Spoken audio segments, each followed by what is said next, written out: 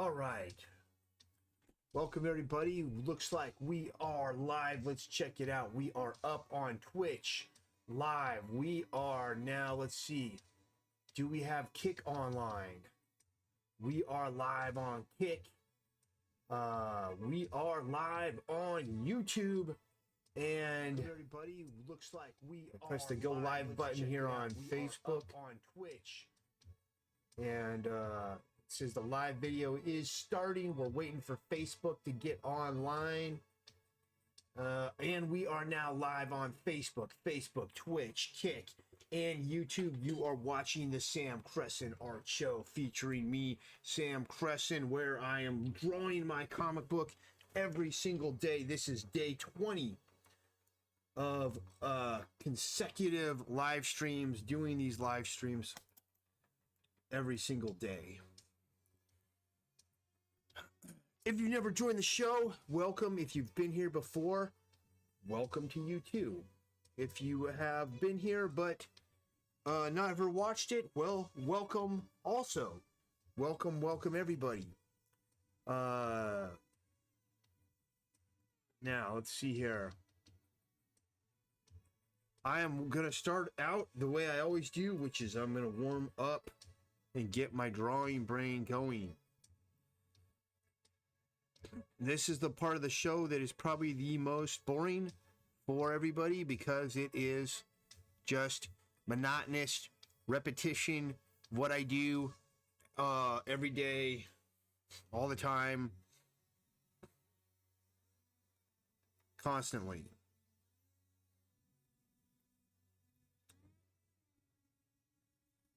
First exercise, draw some straight lines.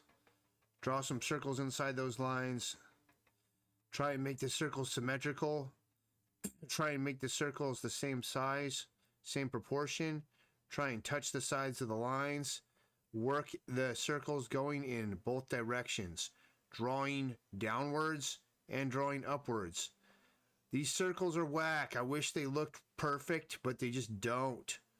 I've been doing this exercise every day for 20 days now. You'd think I'd be better at it. But you know what, guys? Don't judge yourself. Don't judge your skill. Don't tell yourself something's whack or something's this or something's that. Because I'm going to tell you something. It's a little secret of the craft. It's not really a secret of the craft, but what it is that if you keep doing it, you'll get better at it. So there's no point in judging it, because as long as you're honest about it and you realize, oh, okay, well, I want to get better, then keep doing it. And eventually you will get better. And sometimes you don't get better in increments. You get really, you'll pop. You'll all of a sudden level up higher than where you were before. And it's like, what happened? You'll be drawing and illustrating at one specific skill level, and instead of incrementally improving, sometimes what happens is you just all of a sudden are elevated.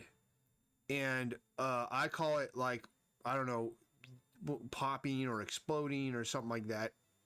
But that's what happens. You'll just pop sometimes. That's kind of how my skill's been.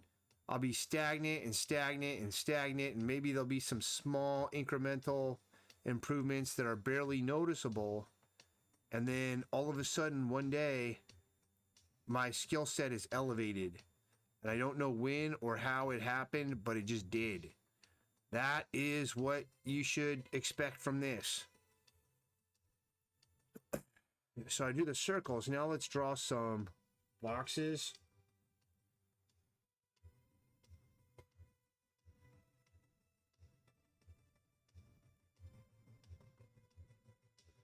In perspective here. Let's rotate the box around. And we're trying to keep these boxes the same size, more or less. Now, one thing that is good that I can report on is that We got there. Where would it go here? This edge here. Is that I'm pretty much all the way converted over to Clip Studio and out of Photoshop. And now there's this other software called Affinity. It's free because Canva bought it, and it was apparently a pretty good replacement for Photoshop as well. But I haven't tried it yet. I did download it and install it, but I haven't been messing with it yet. But I have a feeling that there's going to be this is going to be my main. This is basically the same box, so we've got to redo this. I have a feeling that this is going to be my main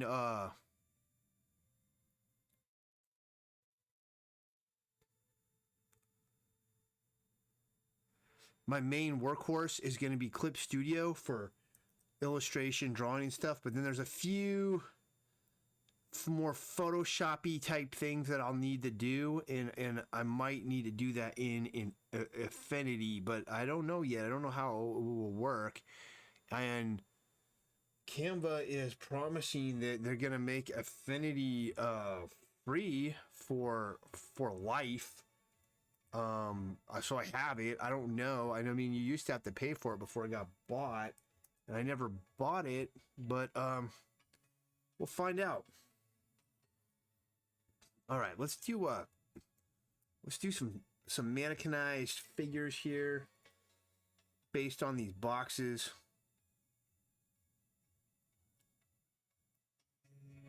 And now I am going to switch to a rectangle. I don't know though. I keep doing these down shots. Maybe I need to do something else.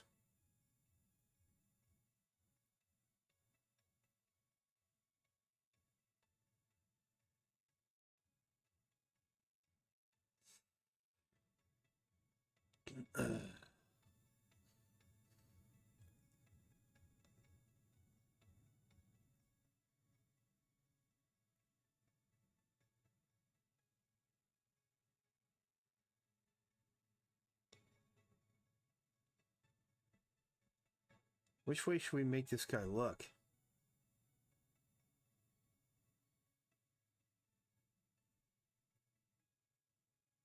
Looks like it's going to be this way.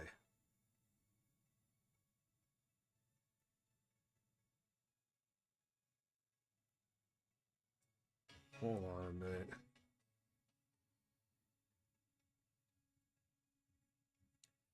So now I'm just constructing a figure here.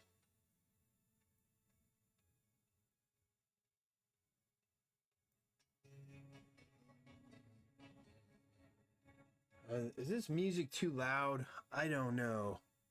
My mic's over here. Used to be on this side, but it was getting in the way, so I moved it.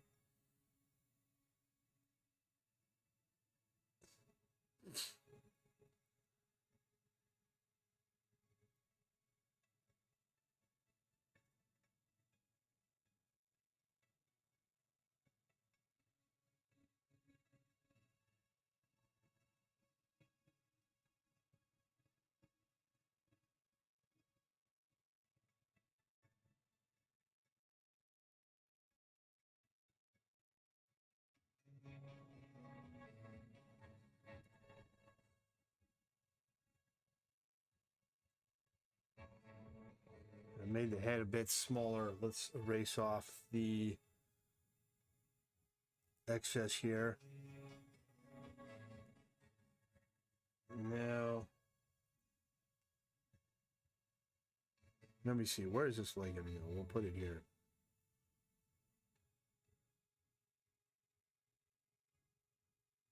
About there.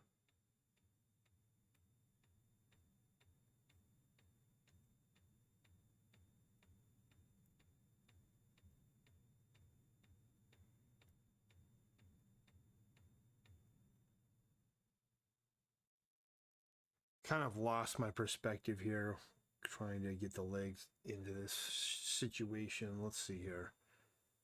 Let's take off that.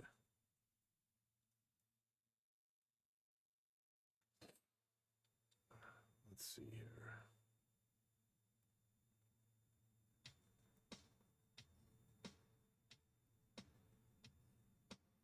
There we go. Be more like that.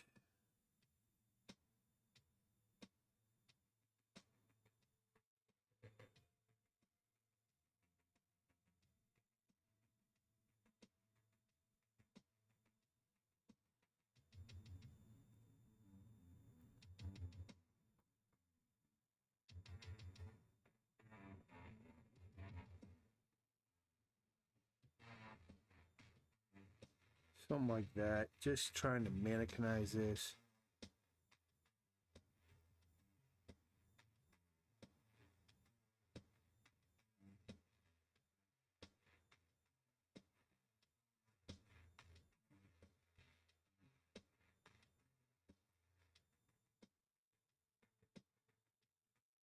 I had this nightmare last night that I sent in this comic book for printing, and the print job came back completely botched, and there's nothing I could do about it because I approved the job, the proof, and for some reason I didn't realize that it was botched, and I was like, oh, I'm gonna have to have this printed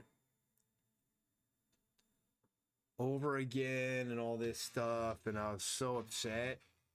This is a dream, but you know, things are getting serious when you start dreaming in production, and you're going, your nightmares are about things that are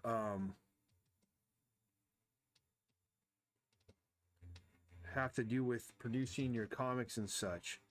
Now, I'm actually not at printer on any comics right now, but it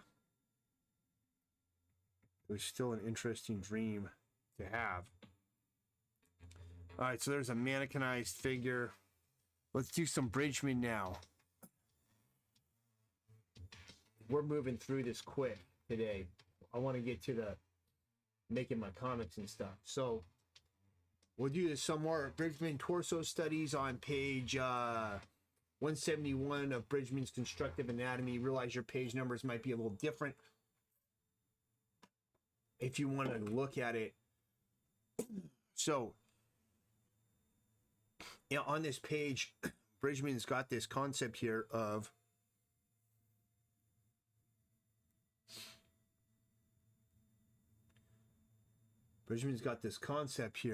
the lungs here, the lungs and the rib cage like this. It's a shape like this, and this is a shape that definitely should be learning to move and manipulate and rotate in space. You can draw the sternum coming down here like that, and the collarbones coming off the top. Okay, so now he's got this cool upshot. That's the one I'll work on today, where, let me switch to a underdrawing color. Yeah.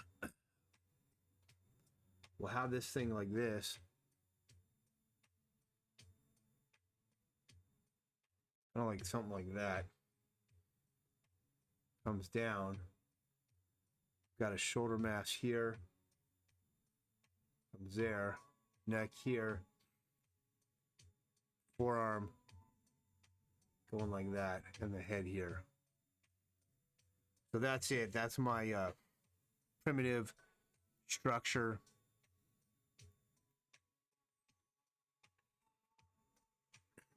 Yeah, I was trying to do some stuff in Photoshop the other day, and it was great because I was accidentally kept hitting the hotkeys and stuff for Clip Studio. So I'm going, okay, that's good. It means I'm probably getting close to being done with Photoshop and done with Adobe. I will no longer be Adobe reliant. There was a time when it was like you needed to know Adobe, you had Adobe was necessary. Those days are over now. And the Adobe stock is down quite a bit. And there is a lot of, actually, you could make an argument that it's been oversold. This is a company with a lot of cash and a very strong balance sheet, despite the decline in revenue, despite the fact that they continue to raise the prices of their software. However, what I'm going to tell you is,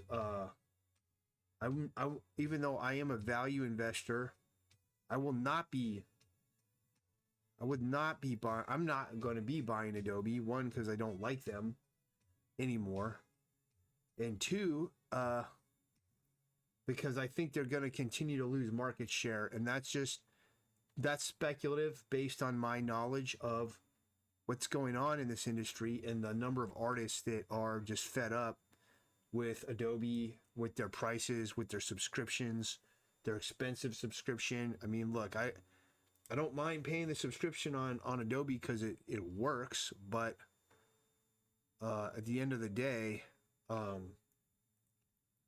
there is a limit on what I'm willing to pay for something. I mean, like, the software works well, but the cost is it's just not worth it anymore. So that's the tricep muscle. We have the two heads here. And I kind of need to fix this, because if I look at what Bridgman indicated, you know, he's got the long head here and it's coming in like that. And then he's got the short head coming through like that. Goes to the olecranon here, the elbow. Comes in. Got the brachioradialis muscle coming off this way. Down to the wrist here. Okay, little radius bone right there. Could put a little indication for some radius bone action here. Styloid process of the radius coming off there. And then we've got the flexor group right here coming in. Now, this is kind of an interesting perspective that he did on this hand. He's got this wedged hand, and this is going to be probably the hardest thing to draw in this Bridgman drawing. Knuckles here. Like that, something like that. Now, I don't like what I did here. Let me just fix this up. The palm of the hand is kind of more like that. And there. And then we've got this knuckle like there. Knuckle there. Here. It's close to what Bridgman did. Now let's see if I can kind of flesh this out more. And there's a get more of a finger put in here. Not going to see much here. You got the separation there from the palm. I think that's about all I can get done with this. He did put that in shadow, which helps. All right, I'm going to stop there with that. Let's get this body in here. So we've got the neck here, the sternocleidomastoid muscle coming through here like this, attaching to the collarbone. And on that side, got the pectoralis muscle. This is a cool shape. Pay attention to Bridgman's shapes here. Comes down, up, in. He put this in shadow right there, which is fine. He's got some rendering here as that turns under. You can put some rendering on here as that wraps around. He's got it in his. And then we have the shape here of the latissimus dorsi muscle, the lats. And his is a little better than mine. Mine's kind of, this is a little thicker, it seems. What did I do wrong? I brought this up too high, but I'm just going to leave it. Doesn't have to be an exact copy. Sternum, rib cage here coming up, and then we've got the sartorius muscles coming through there.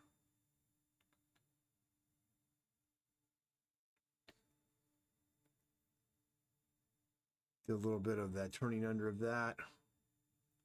And then we've got the pectoralis on the other side, little indication for the nip there and there. Other side here, and yeah, there's an angle like that, and it turns under. He's got the abdomen turning down there like that. Maybe angled that a little too far. So something like that. Now we've got this indication of the nose here. Mouth.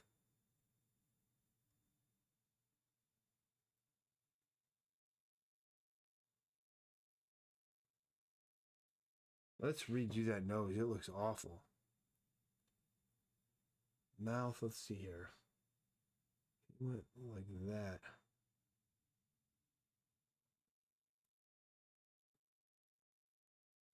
It's fine.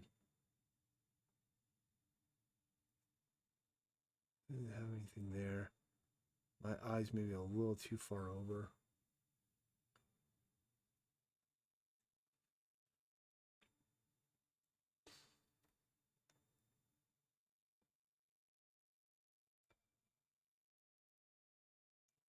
Not gonna do the hair. He like indicated hair, but it looks bad.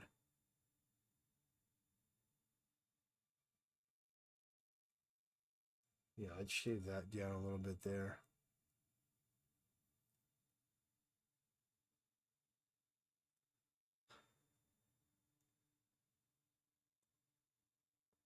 That's pretty much it for that one. His head's at more of an angle than mine. And I kind of missed the angle. So I could redo it. Let's see if we can get the head more angular like the Bridgman head. So his head is kind of coming here. And then he wedges it here, and brings it in. And this is basically becomes the nose there. Puts the mouth here. Nose comes in. What am I doing? Then this is coming up like that for the eye. Puts the ear down there. Neck. Jaw would be something like that.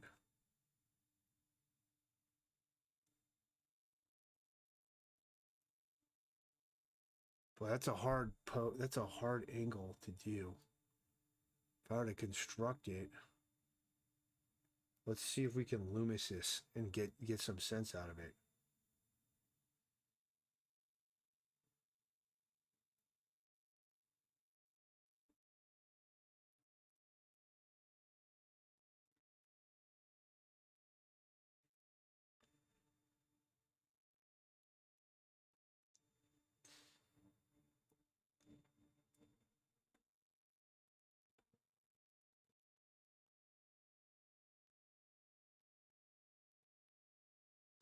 No, even with Loomis, I can't get it.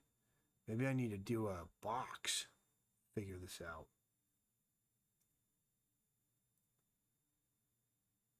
Problem is, it's more in profile here.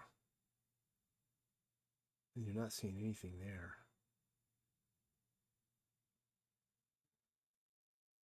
It's kind of like that. Now if we put our lips in there,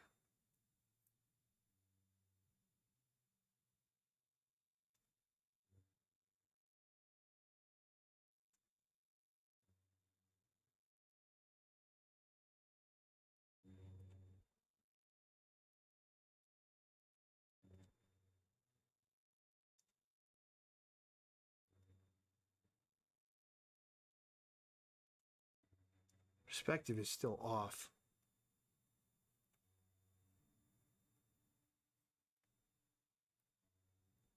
Now I'm just scribbling to try and fix it.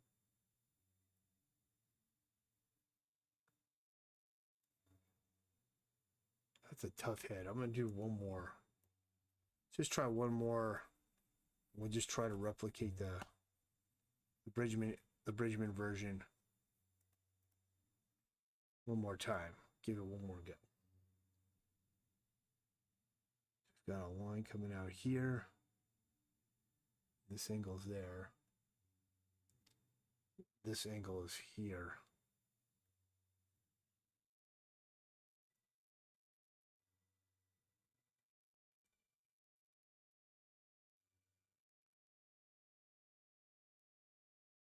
It's the ear there.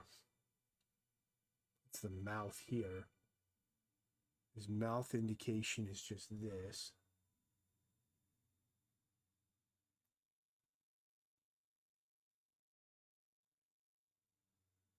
Fix that nose. Nose is something around here.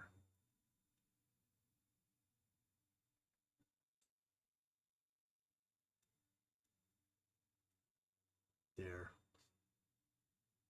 This is just barely coming in the brow. And then he puts in the socket where the eye goes right here.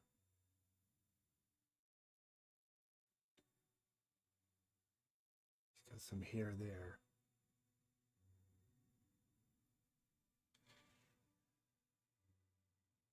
And then he's got some hair going off here. That. Still not great, but it's a weird head. I need to find someone that can draw better than me to break down this head from this angle. Or I just need to do it like a full study of it and go, okay, what are we dealing with here? It's like, it's not even that much.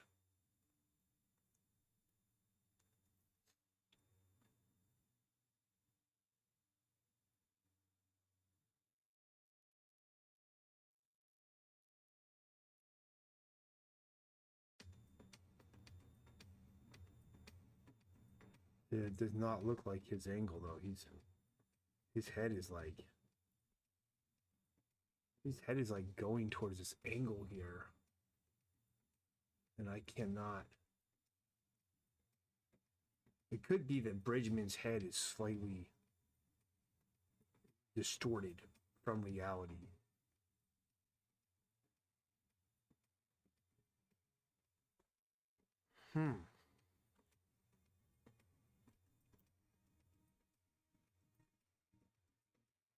What do we have here? We've got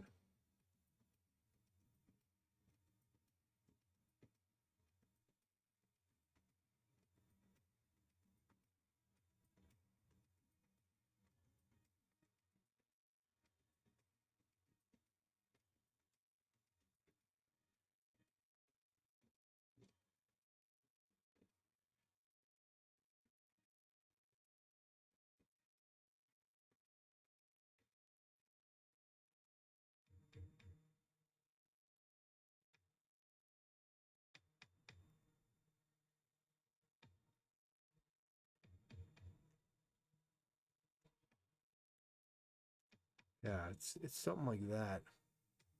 But his is tilted up more. All right, I gotta stop.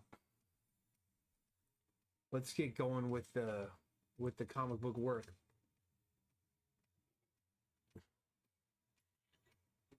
I don't want to keep fighting that drawing. Blowing my confidence. All right, we've got Jungle Man here. I need to get this guy in here. Now, we can't take some things from Bridgman. What's going on here? And put them into my Jungle Man.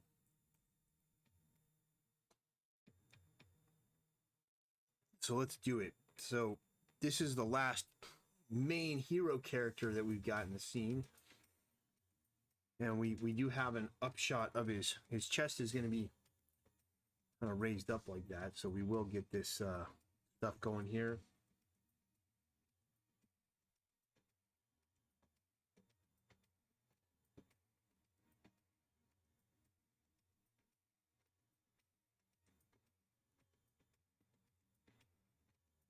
collarbone in here.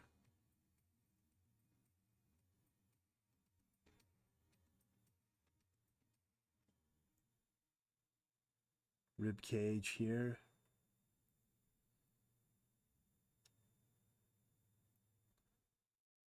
Get that.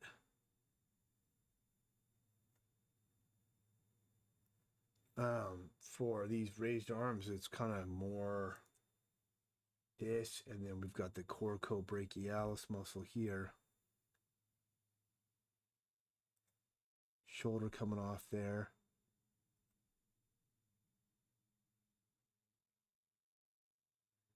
Biceps right there.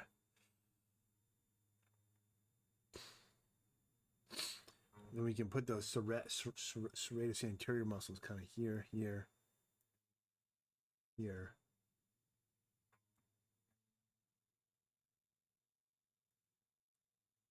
Bring them through like that. This is all the lat here. And we're going to come down here. Get the obliques. Tricep muscles coming up out of here. One head there. One more to that.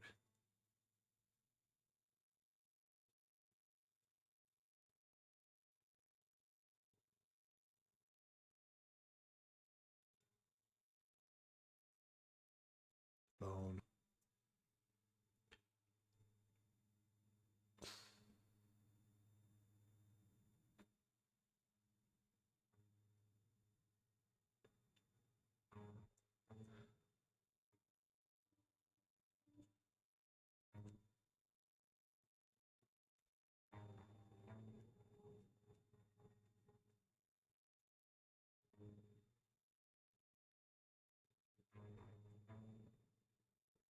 I'm ignoring my original layout because things are moving around more.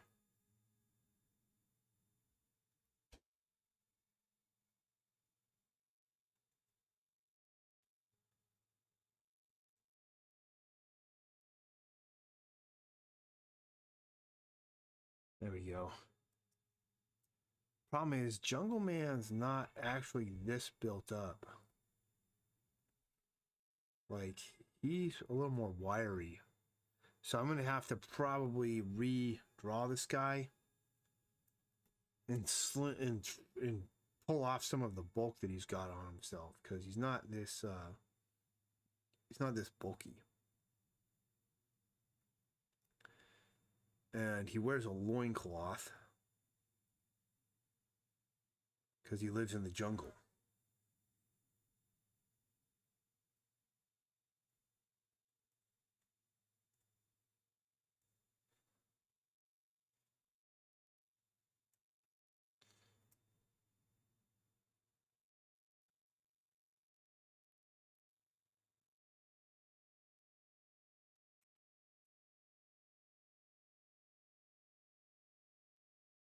Wouldn't see that there.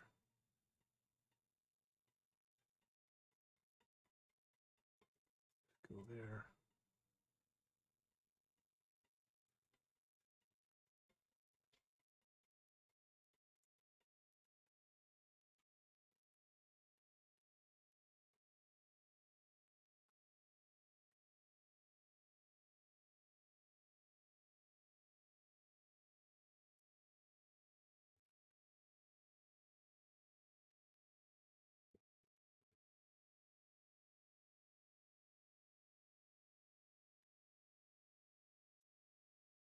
And this leg would go like this.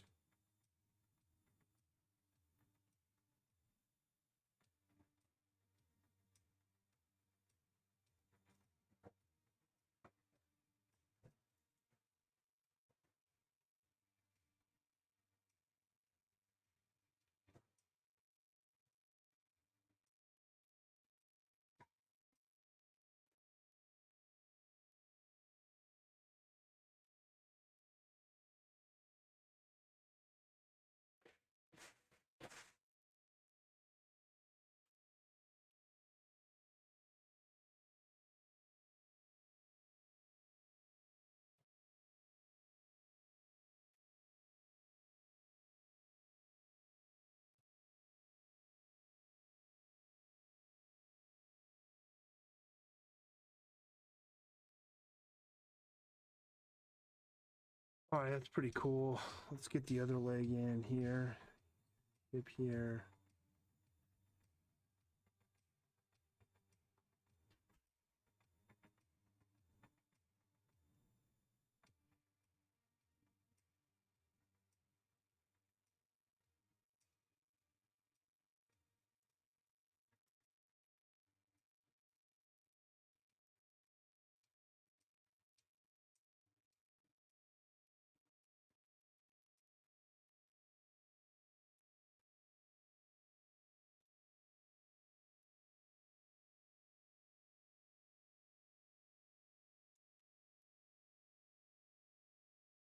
No.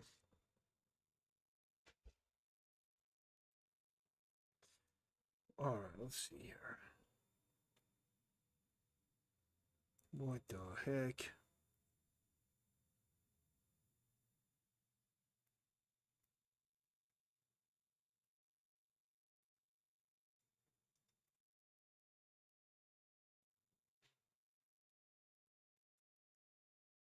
That's not too bad. This foot might be these toes might be a little bit too big.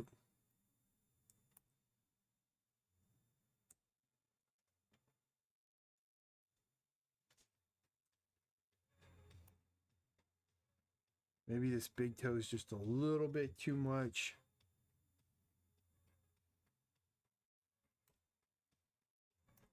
There we go. That's good enough.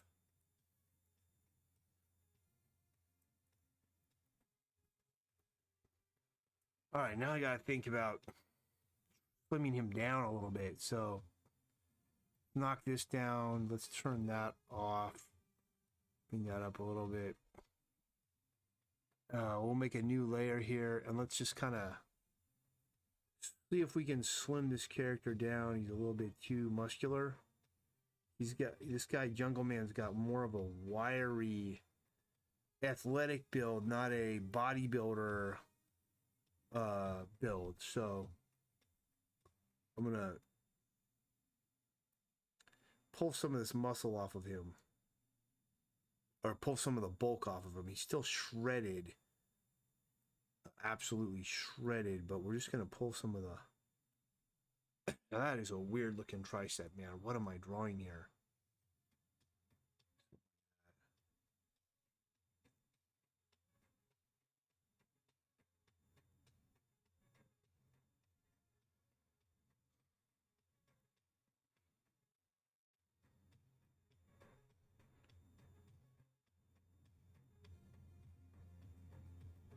There we go. That's better.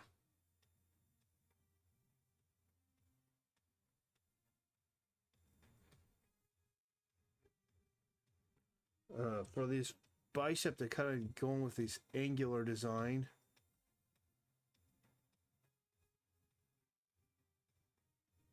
Coracobrachialis muscle here.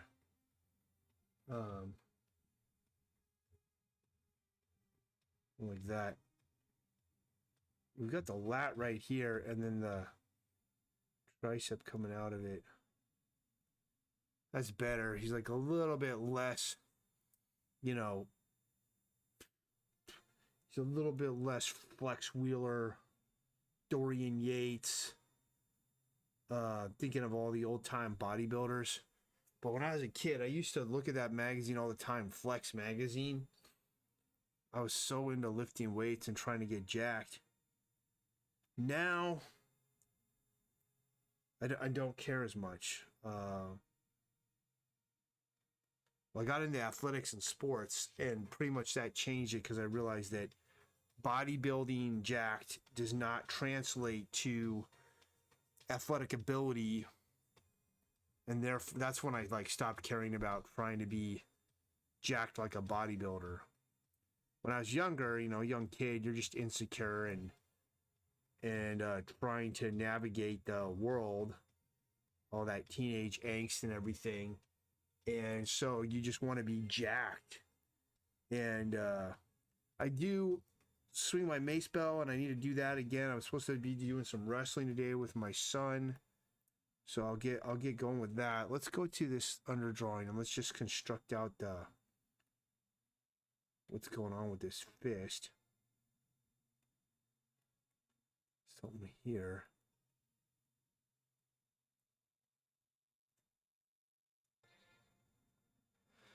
No, no, no, no. That's all wrong. Let's try more like this.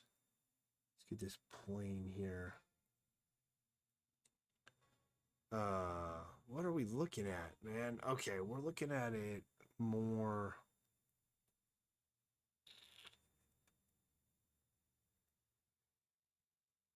Thumb on the inside here.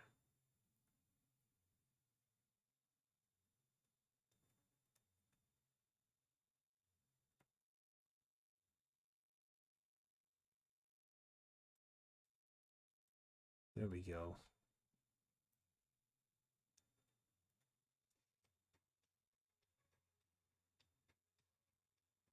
That works. And then on this one,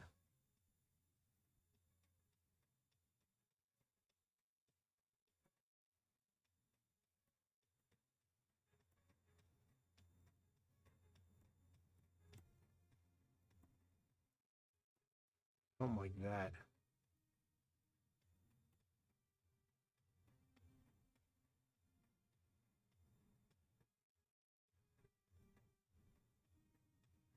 That fist looks whack. Let's see here. When in doubt, construct it out. So the box is going to be like that. No. I mean, he's rotating it in too much. And that one's already rotated in. So we want this to be more just a straight, kind of a side view of a fist here.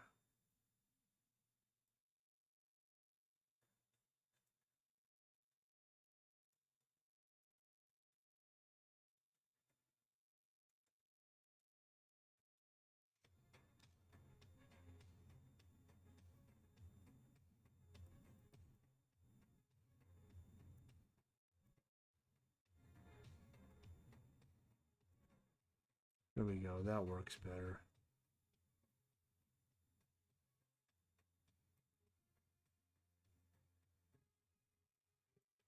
All right, let's see if we can get this fist drawn in some semblance of something that looks like a fist.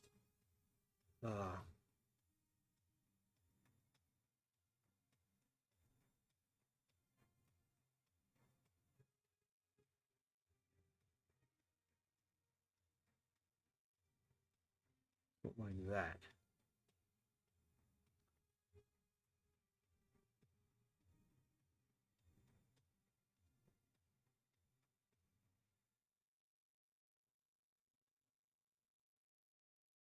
Hold on a minute.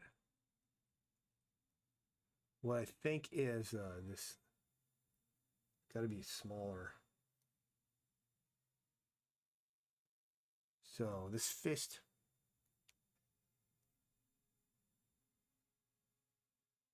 We got the big knuckle and the little knuckle.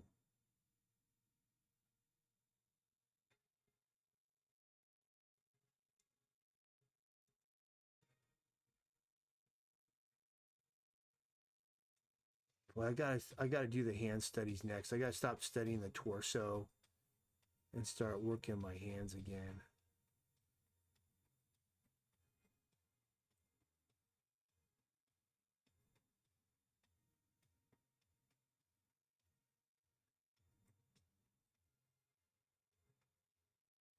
Come on, man.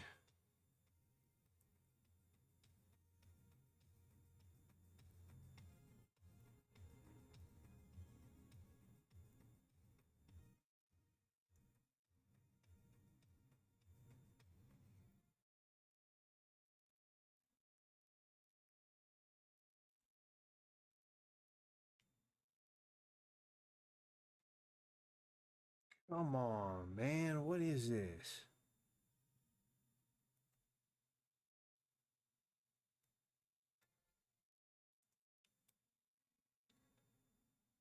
Pinches in there. Palmaris longus muscle right there. That's okay. We got to fix this.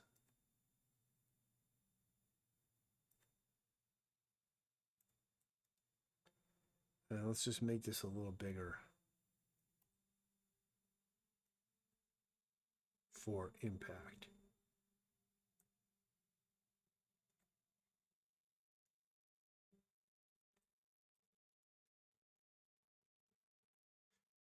That works. I'll take it.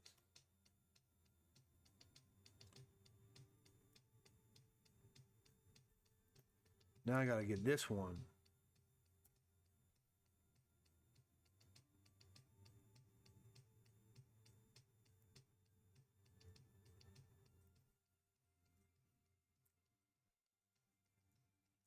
It's like we've got to have this kind of knuckle here.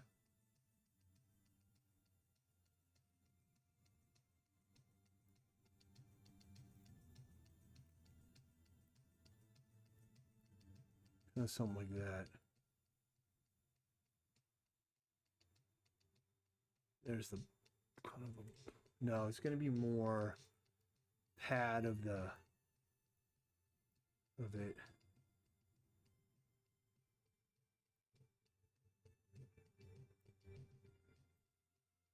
Hold on. Got some overlap here.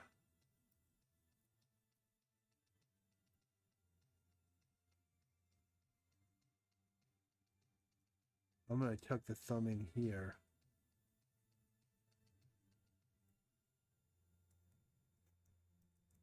Hold on.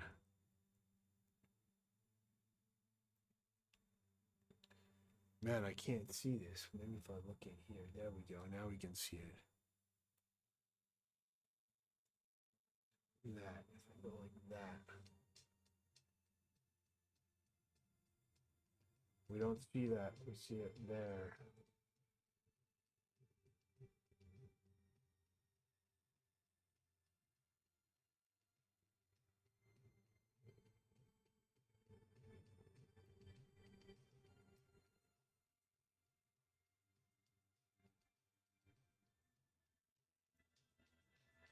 Tuck it in there. Let's kind of fix this here a little bit.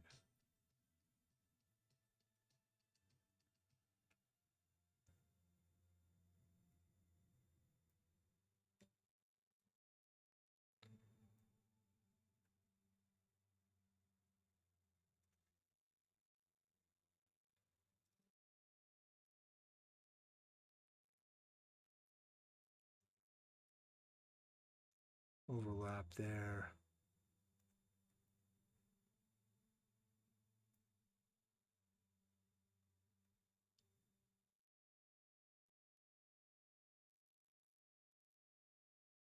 It's gonna be way up here though.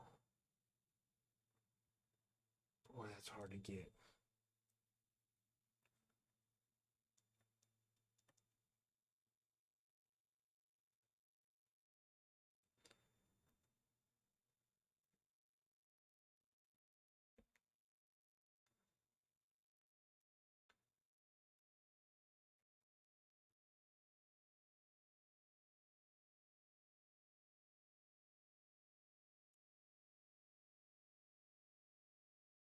Like, all right, let's just look at this shape here. We've got that in there and there.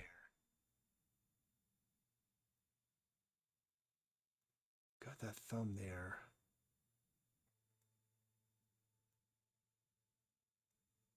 I was just doing too much. That's it. It'd just be something like that. I was just trying to do too much. And often the answer is to do less. Let's make this a little bigger.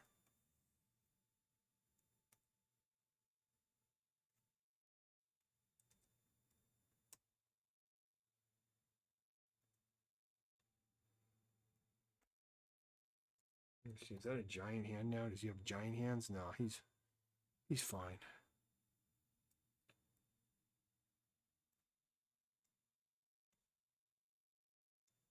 Let's fix this.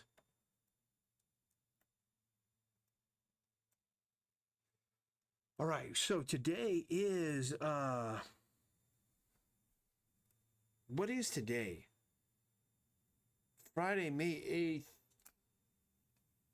2026. Weekend's coming. I've got Rose Bowl this weekend. I've got still things to do to get ready for that. I've just been trying to bring my black and white prints online for Rose Bowl, which has gone okay. I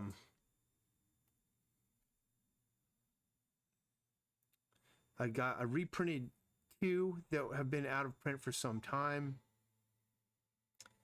and I would like to reprint more. Actually add some new ones. I've got this new Gorilla Dancing one that I'm gonna print today, hopefully, but I've got to make the screens for it still. So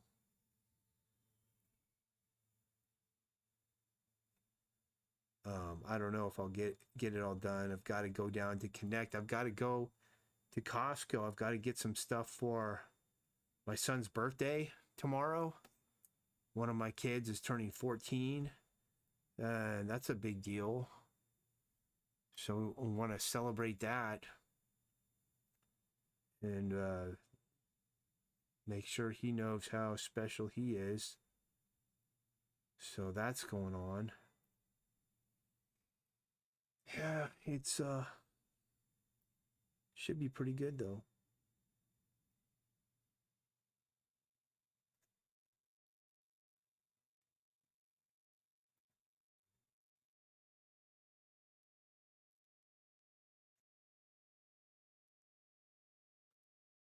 So this dude Jungle Man's got a beard.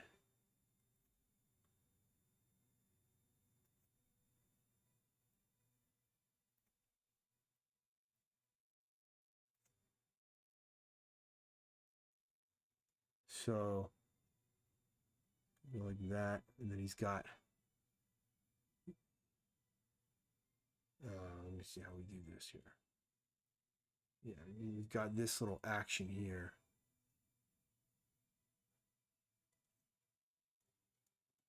Take this chin off.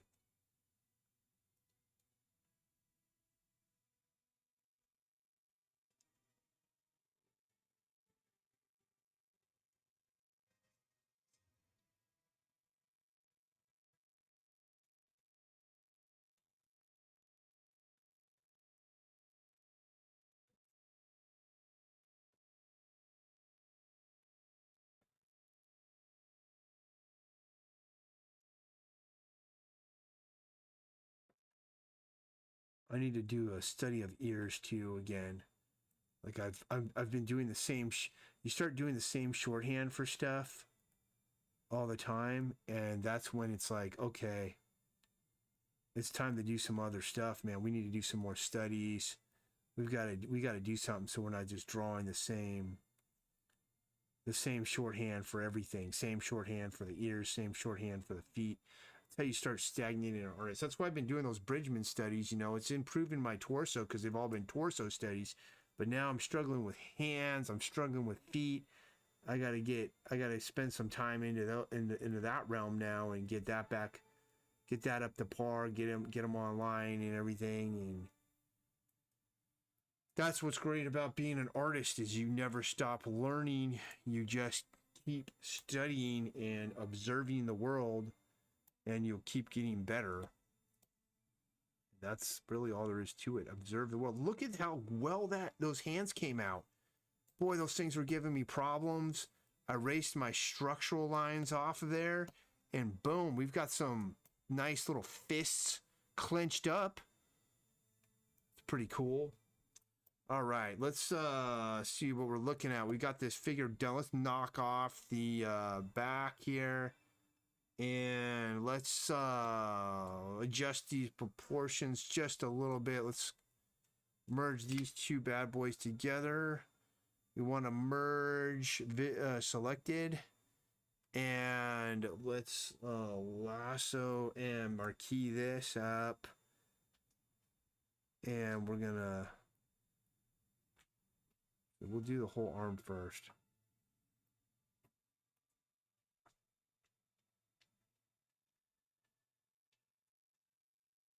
Whoops.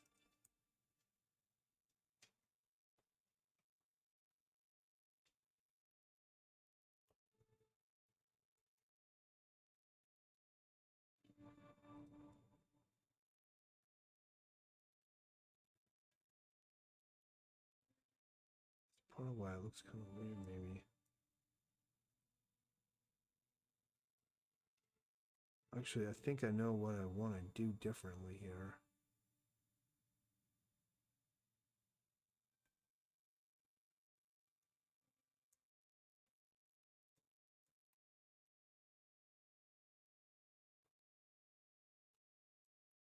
I'm just adjusting these proportions here a little bit. This arm looked a little weird to me.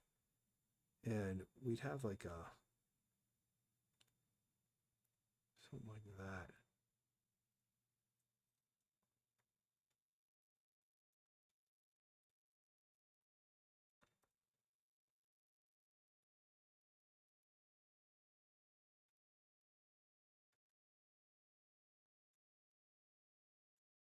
It's not, it doesn't just grow out of there.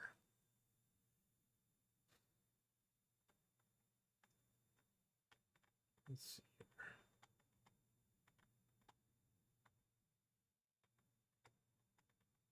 Gotta fix this arm. It looks so whack, man. It's gonna go like this. Okay, I just pulled up a Bridgman page here. So we've got the bicep here. Bicep here, core coat. Yeah, let's just fix the shape. There. Coracobrachialis there. And we've got the lat muscle kind of there. Let's fix this pec. Bring it out like that a little bit.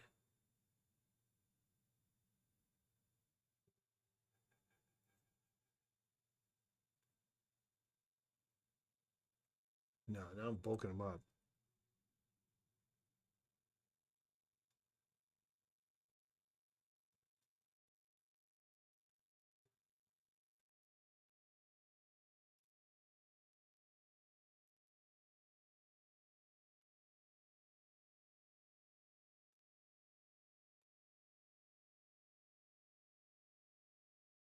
There we go. Let's go into the thumb.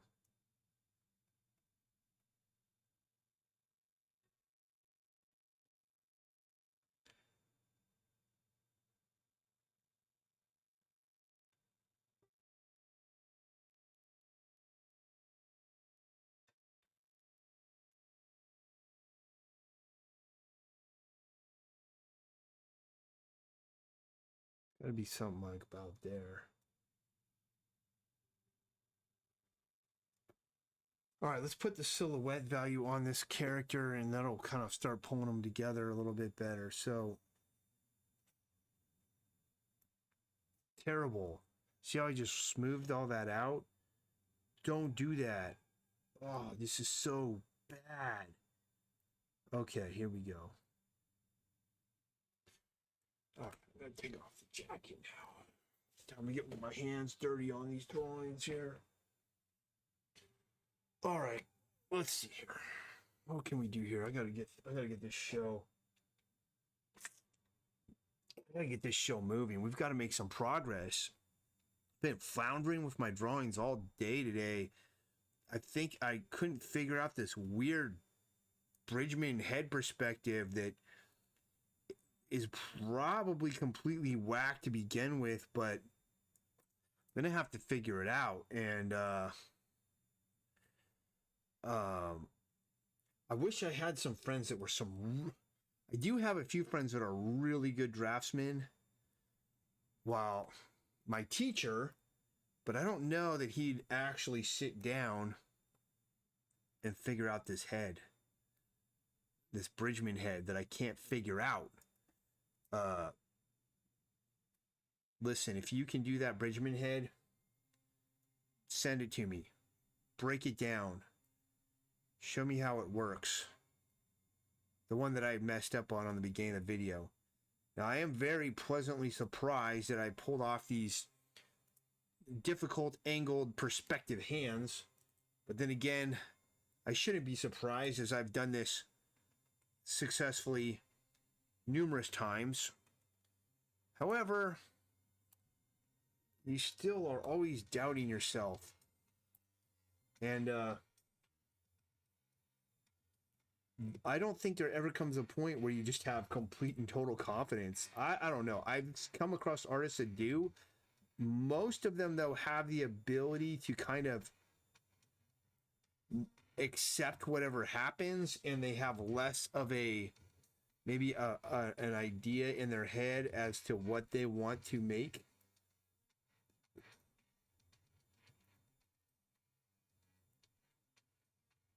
Because there is a type of drawing where, like, you have some good drawing fundamentals, and then you just kind of accept whatever drawing it is that you produce. And if it's grounded in good fundamentals, it'll be a good drawing. It just may not be what you were initially intending to draw.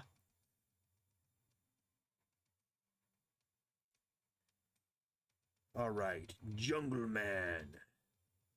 He hangs out with Jungle Girl. Jungle Girl's his girlfriend, so if you think that you could get a date with her, you can't. She's not only is she not going to be interested because she's loyal to Jungle Man, but you'd also have to be able to handle business with Jungle Man, because he's not just going to let his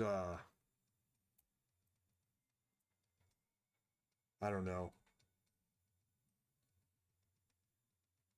You know, I mean, Jungle Man and Jungle Woman, they're basically like a Tarzan Jane parody, but they are not Tarzan and Jane and the thinking what's the name of the estate that's continuing to police Tarzan? I mean, there's a lot of Tarzan stuff that's in public domain, but there's other stuff that's not. And it's the something Burroughs estate.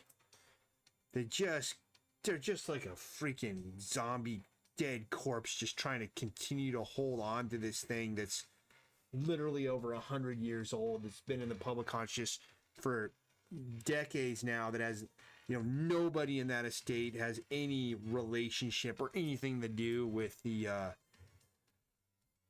original creator or family. I'm almost certain of it. I'd have to look. I mean, even if you look at the Tolkien estate, I just saw a video like where it's like pretty much saying don't do any Tolkien fan art or draw anything from the Tolkien world, because the current Tolkien estate is just, they're just like taking down accounts left and right, filing copyright claims, asking for things to be deleted. And I mean, what a mess it gets. Like Christopher, who was the son of J.R.R. Tolkien, is passed away, and what a fabulous job he did of being a steward over his father's legacy.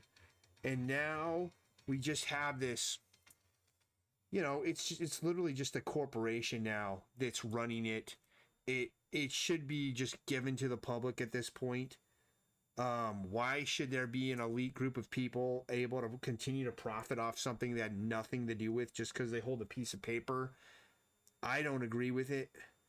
And that's why I'm not like, well, yeah, copyright in America, it mostly is just going to benefit whoever has the deepest pockets. There's a few instances where it has helped small creators. In fact, I know some personally that have litigated where a larger business was stealing their copyright, and they successfully won, because they had registered their copyrights and they had all their paperwork in order, which is something that I've got to do more diligently. I got to start copywriting something every week pretty much, because I've created so many things.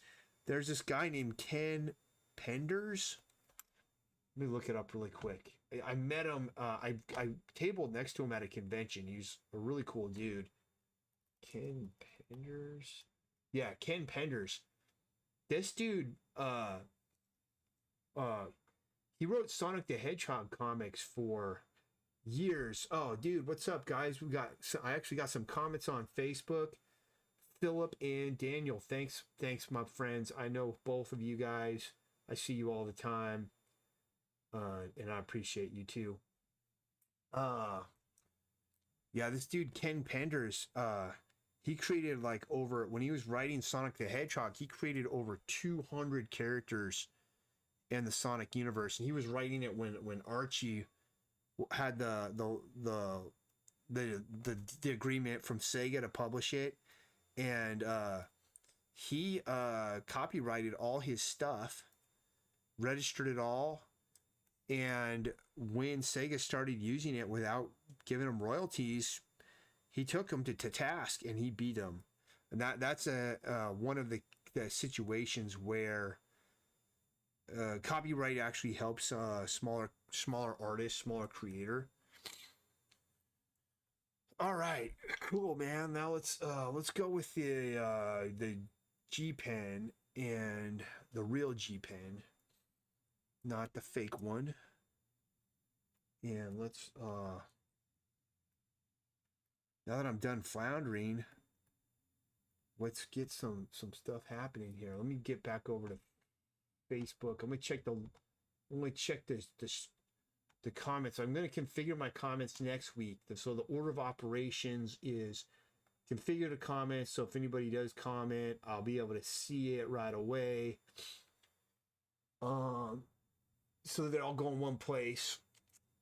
And I don't have to like click around to see comments. Then it's gonna be bring TikTok online. Now, I'm pretty sure I'll qualify for TikTok once I've done. I don't know what I have to do. I think I might have to do like 30 days of regular posting on there or something first before they let me live stream again. Because I have over 2,500 followers over there from back in the day, but my TikTok's been inactive for so long that it's like, I don't even remember.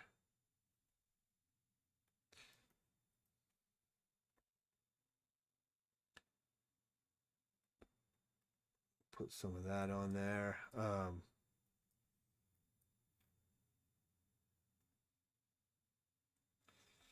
get some of this going here. All right, let's see here. We've got this figure basically done. I mean, we could do more in these shadows if we wanted. Let me see. What if we did this whole thing like that? I mean, it has to, because that one did it. So we have to do it on this one. So there we go. Get something under here, and then under here, and then under here. Let's get something under this beard, little thing there. All right, that concludes that guy. I'm gonna keep going though. We need to get some more work done, so we've got to get some background characters drawn now. So we've got the Jungle Man, and let's turn them all on. Those dudes, those dudes, those dudes, those dudes. That guy. That's like that's our hero ensemble. Now we've got to start getting all these guys. So these are all the different military characters and personnel that help them.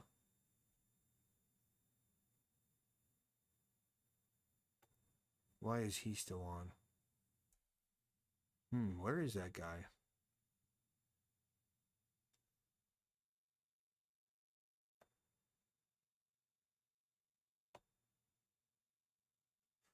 Must be up here. No. Oh, he's all the way up there. Okay. I'll move him later.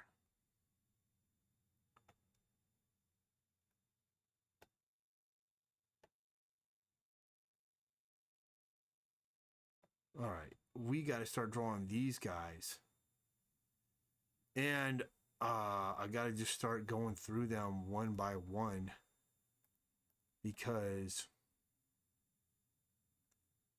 that's what I did. Well, it's gonna be hard. So let's close the P6. Let's call this P6 main characters.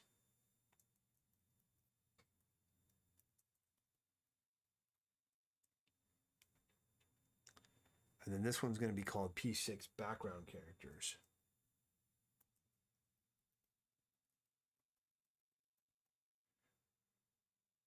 That's going to have to go under the main. So the reason, and let's just put this guy,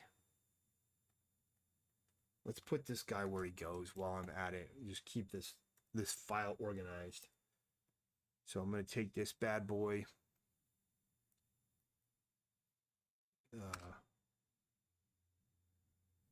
Let me see here. Edit. Copy. Paste the shown position. Okay. That wasn't exactly the shown position, but close enough, I guess. Yes. Delete that one out. Take this one.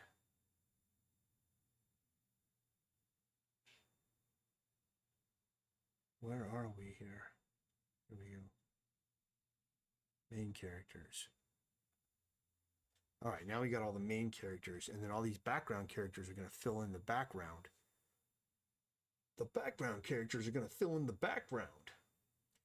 So, I don't even know what I'm doing anymore. Make a layer in here. And we'll start drawing these guys. So these are some of the military personnel that were zombies, but now they're not. And let's knock this down a bit. My layout. Let's start drawing.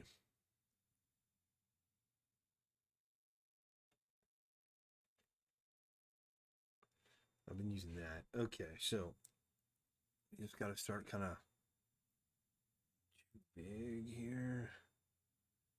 Start drawing this in.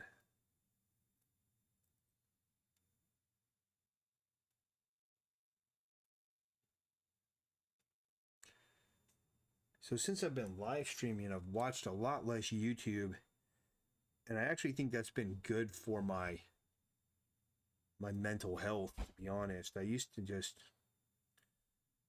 listen to YouTube while I would work. Like, so while I'd be doing this, I just have a YouTube video going on the side.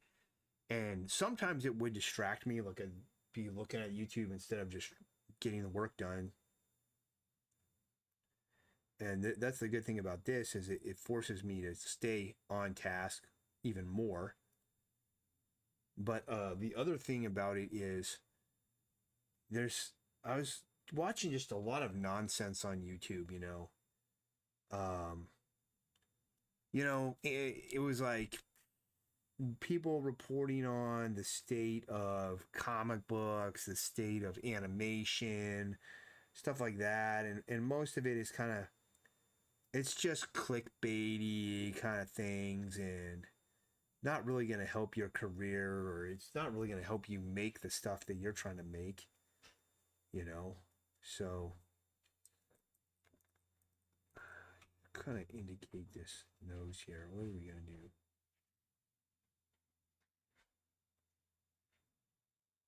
That's probably all it's going to be.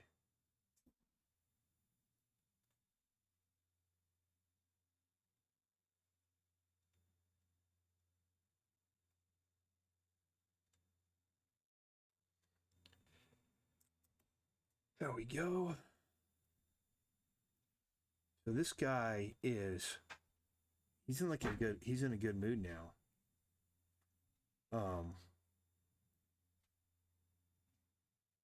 He's not zombified anymore. Why am I drawing every single one of these background characters on their own layer? Answer to that is very simple. Because when this is animated, we are going to have some awesome parallax action going where a camera's going to pan across this scene with all these characters and they're all going to be parallaxed and it'll be sick. Slow motion, have some mist effects and stuff. Oh yeah. It'll be pretty awesome, man. Pretty awesome.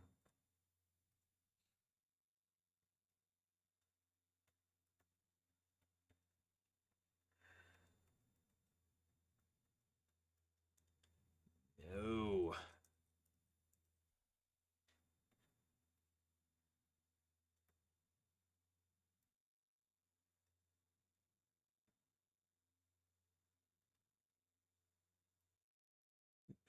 No. Tension there. Pull.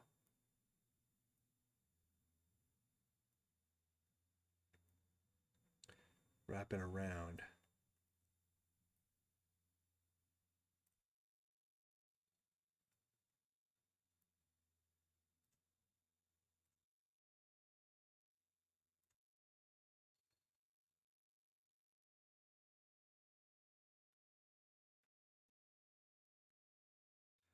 Oh, I see. I was drawing his sleeve rolled up, but I didn't do it on that side, so he's not gonna have his sleeves rolled up anymore. He's gonna have his sleeves rolled his sleeves down.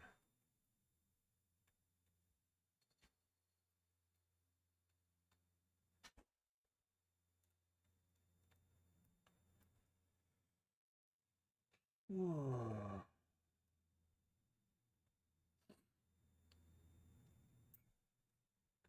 All right, so he's got his gear here on his belt.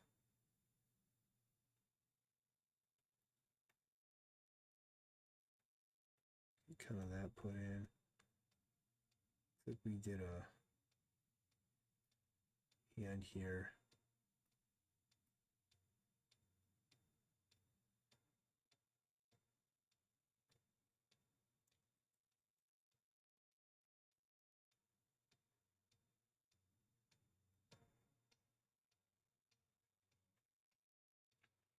Kind of a whack hand is that?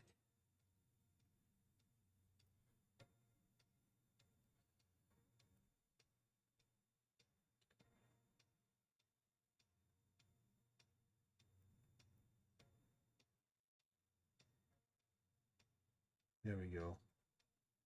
Got that one in pretty good. This is because I'm trying to do this stupid comic booky thing instead of just drawing the form, you know, like I did there. Like, what? Sometimes you gotta just abandon the gotta abandon that rigid structure that I've been practicing. I mean, it's drills and training to kind of try to help train my brain to think in volume and perspective and shapes. But I think I need to start doing more organic shapes, rotating more organic things around, and stop doing the primitive shapes of cubes and stuff because kind of will lock you into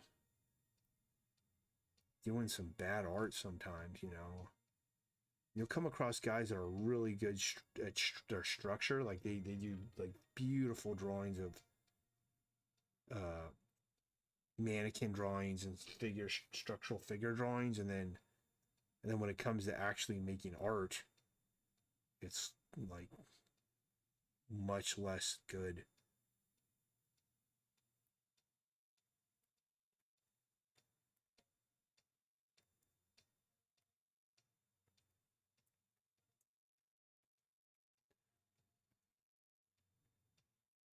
What am I doing?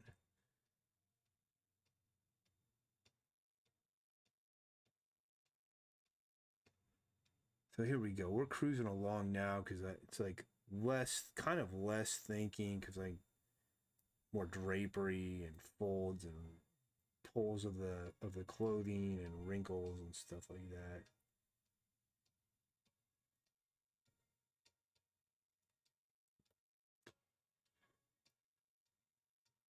that in there. This guy's got boots on here.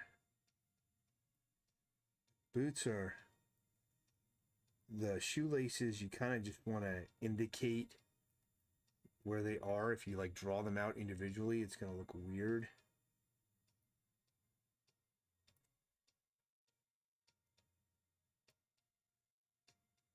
There we go. Bring that up. I'll go in with the other pen later and render that out. Same thing. We'll kind of, we want something like that, and then we'll kind of indicate where these shoelaces go.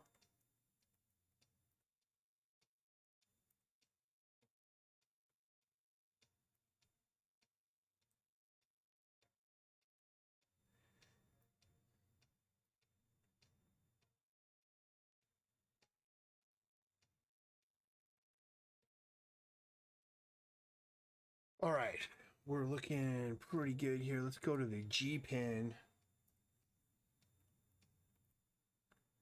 And let's get some, let's get the shadows put in on this guy.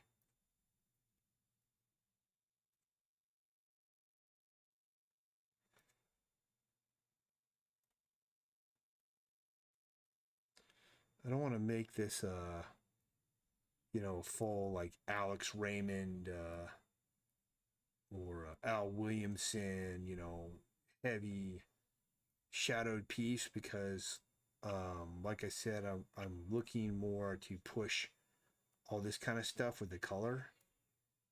And so really even this much shadow is probably more than I even want to have happening, but I'm gonna put it down anyway. It's a little bit helpful to have.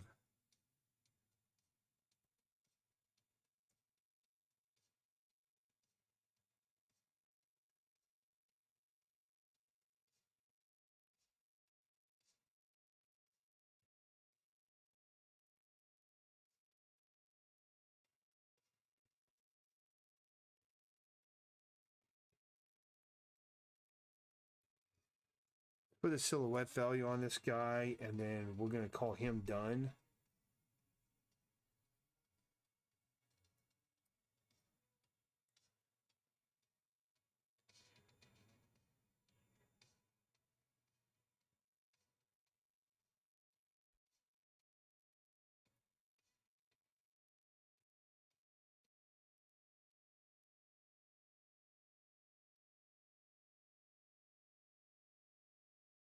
So what else can I tell you guys about today? What else can I talk about here? I've been less talkative the last 2 days. I think.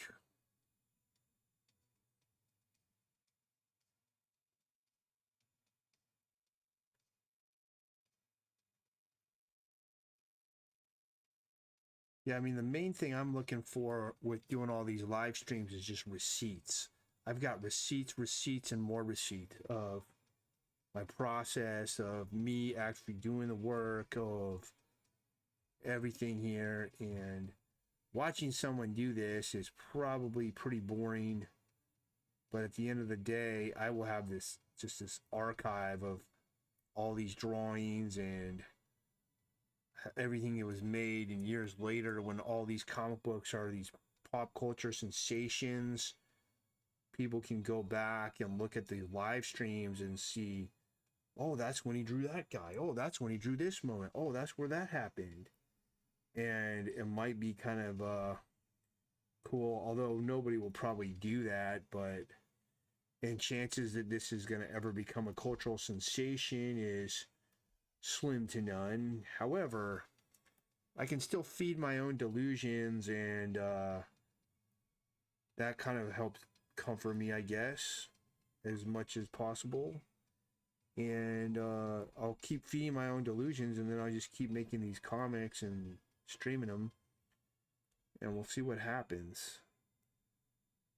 But yes, the end game here is for me to make this, to animate this, which I've already done with my first one. And I mean, when I mean I'm going to animate this, I don't mean like I'm going to pitch it to studios and hope that somebody picks it up. No, I mean like I'm literally gonna assemble my own team, which I've done kind of already, and we're gonna just make it. And that's it. And it'll happen. So that's cool. That guy's done. Let's get another one here. We've got so many of these dudes that we gotta make. Who's that? That's a bikini girl. Alright, might as well draw her. It's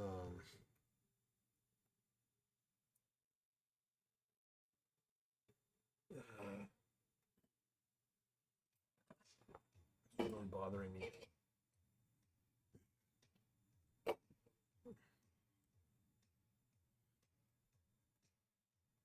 Okay, so let's draw a bikini girl.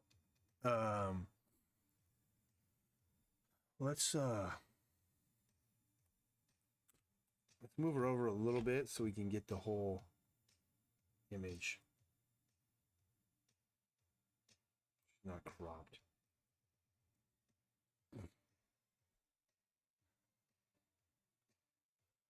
Better name this. This is a smiling army guy.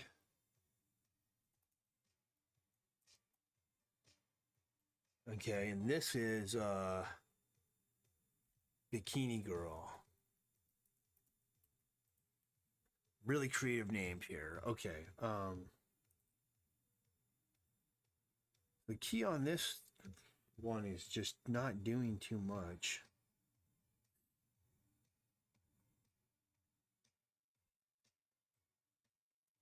Do 4. Maybe not that. No. Well, we'll get these eyes in here first here.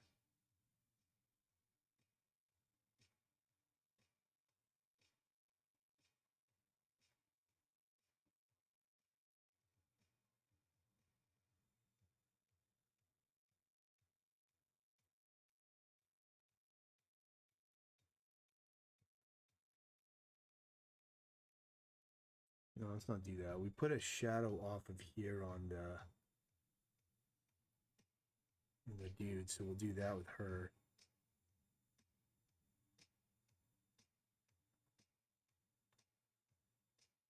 We want her to be happy.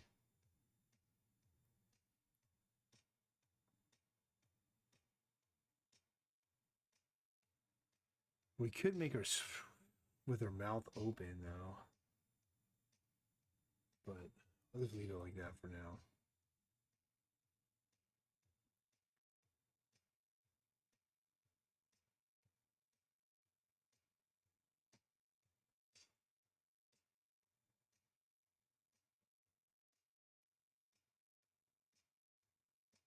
Ah.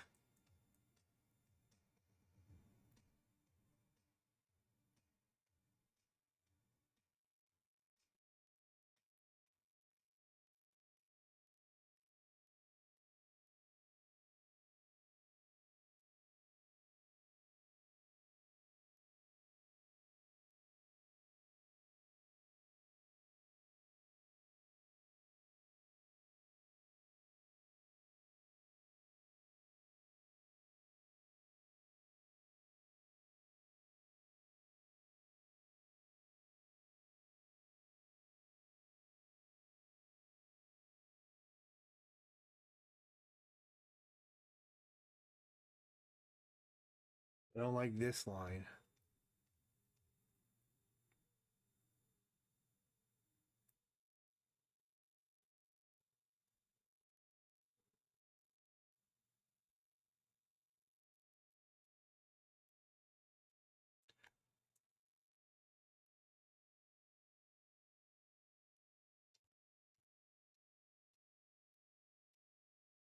That's all hair, just crazy long hair.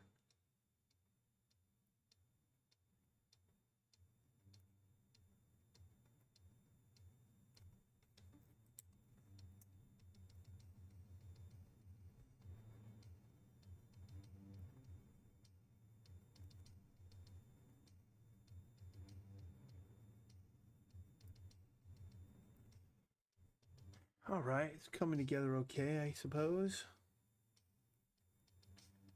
Drawing beautiful women has never been my forte.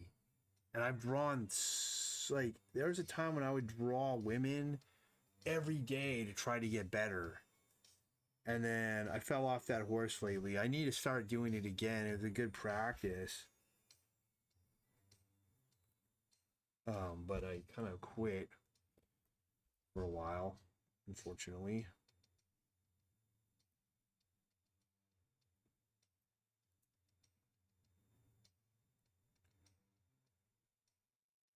Fix this here. We don't want that shoulder coming out like that.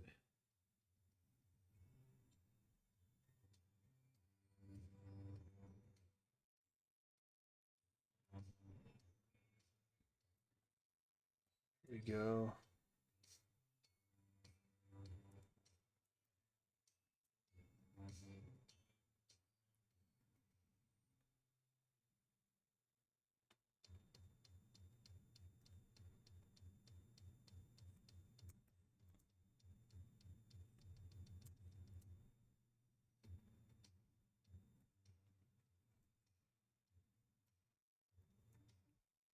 That works out well enough.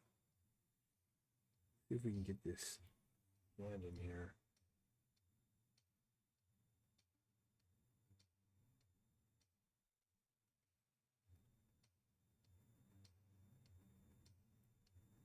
You know, that's no good because we got this angle and this. They're both going, both those fingers are going to the same angle.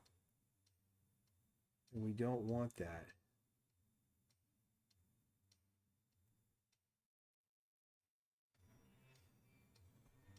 He only has 3 fingers. Where's the other finger going to go?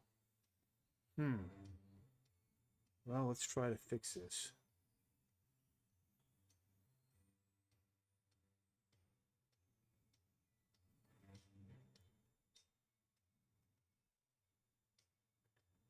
I like that idea there. But I don't see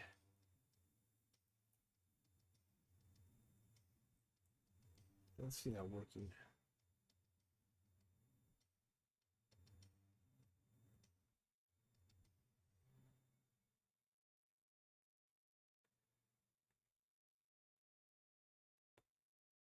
Maybe like that. Yeah, that's fine. I'll take it.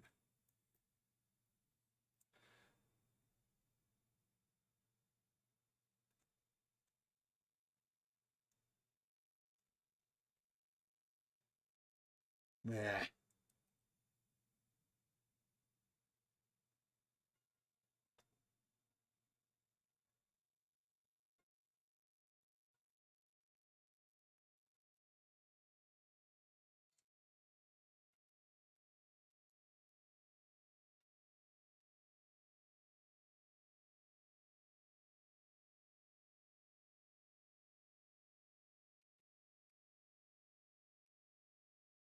What are we doing here? There we go.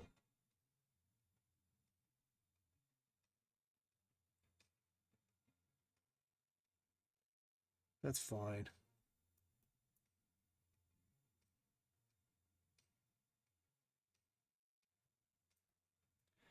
All right, let's get this knee in here.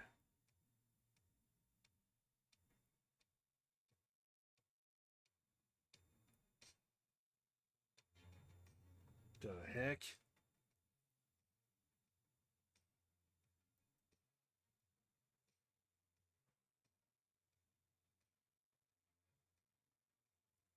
Kind of weird, but fine.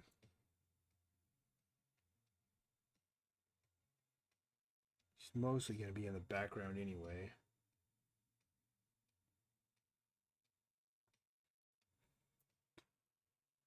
All right, we're plugging along here.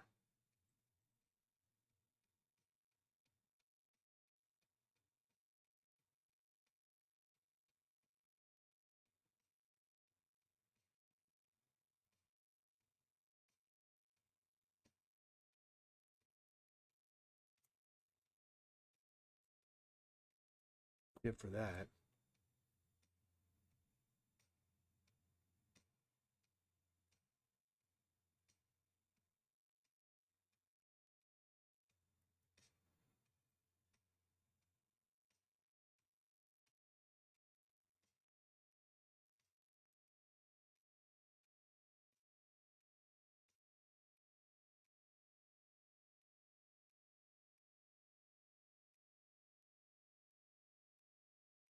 You go like that.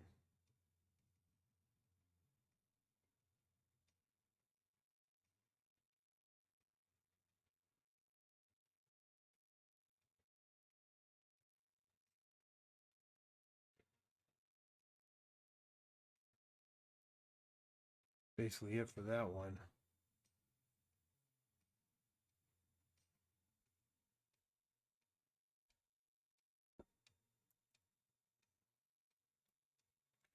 All right, now let's see what looks weird on her. This front leg looks super freaking weird. Let's fix it.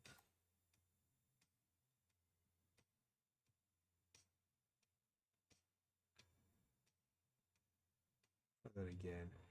I'm going to shorten it a little bit here.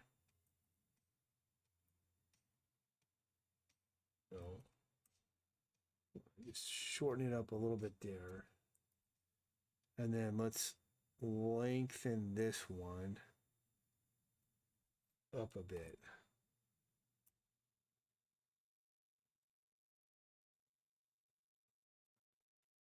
Widen that out, maybe a little bit there. Now let's see what we're dealing with here.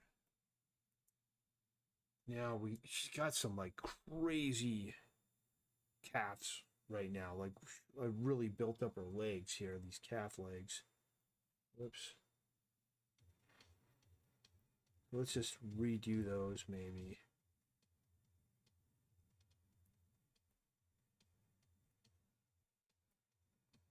We'll get the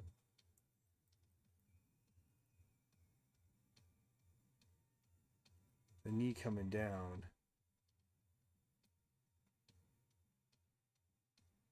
Yeah, that's going to be more like that. I'll take that maybe. Yeah, that looks not bad. Yeah, let's see what we can do about the knee here.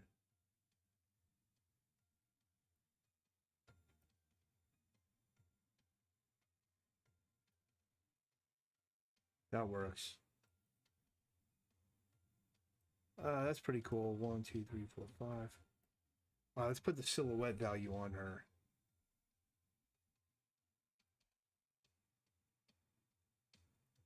Too thick. Too heavy. Do a 6. That's it, but I'm not doing this eloquently, so let's try it again.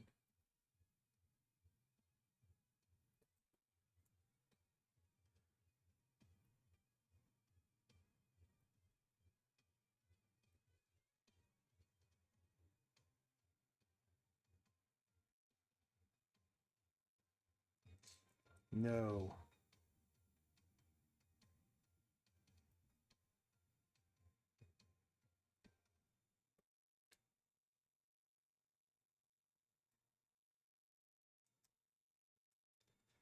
So we want to just push that up there a little bit.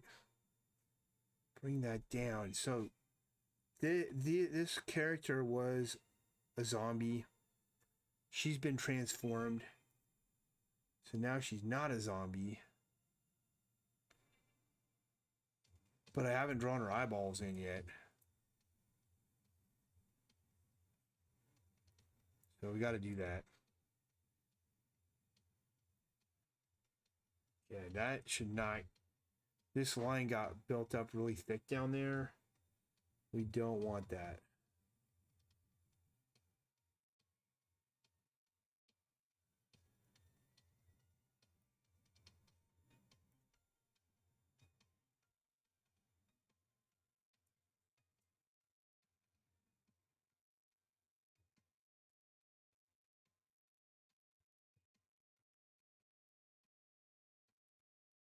I've got this mech gorilla character that I created a while back that I need to work on too. I need to finish his design, and then I need to hire a 3D sculptor to make a sculpt for me of it. But it's got to be a pretty advanced sculpt. It's got to be one that I can use for both moving around and such for reference, but also for 3D printing, and then eventually for mold making and actual real toy manufacturing at scale. Plus, I want to make a mascot suit that I can wear. Look at that tangent right there. You know what I'm going to do about that? Nothing. I'm just going to leave it. So all you people, you're just going to have to deal with this tangent right there. I'm not changing it. I'm a rebel. Sometimes I'm just a rebel. I just throw tangents in my drawings just to piss people off.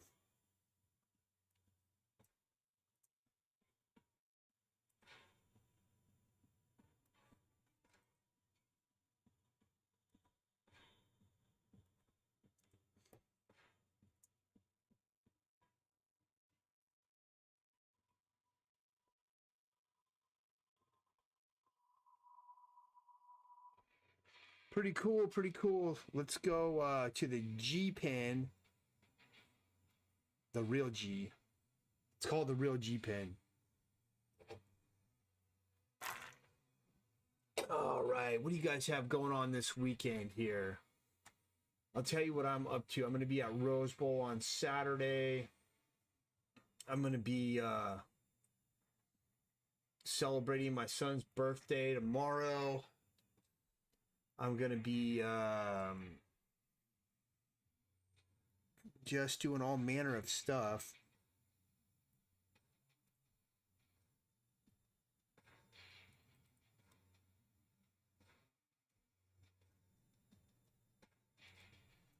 It's enough for the eyes. A bit of a shadow there. Put the shadow on this side here.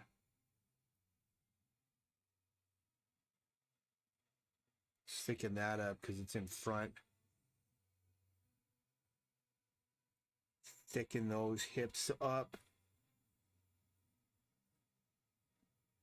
No. Got some overlap here, so that works well enough. Turn off the background layer.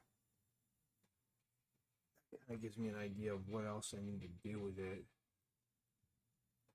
Honestly, there's not really much I have to do.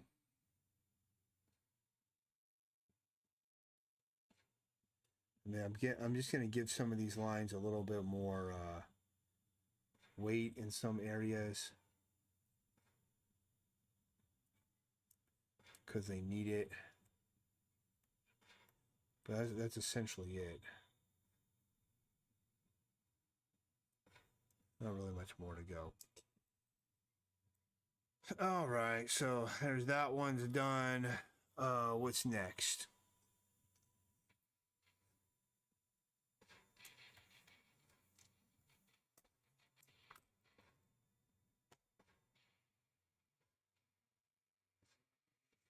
That's the same bikini girl, but I rotated her. So let's see what else we got here. Okay, we've got a guy with a rifle here.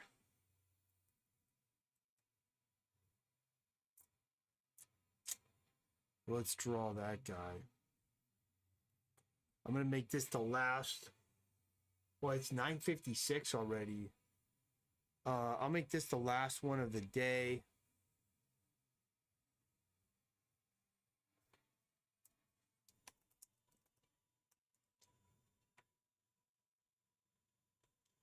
And then I've got to go. Last one of the day. Let's get this guy going. We're going to switch back to our dead pen, dead line weight. This guy's a real operator right here.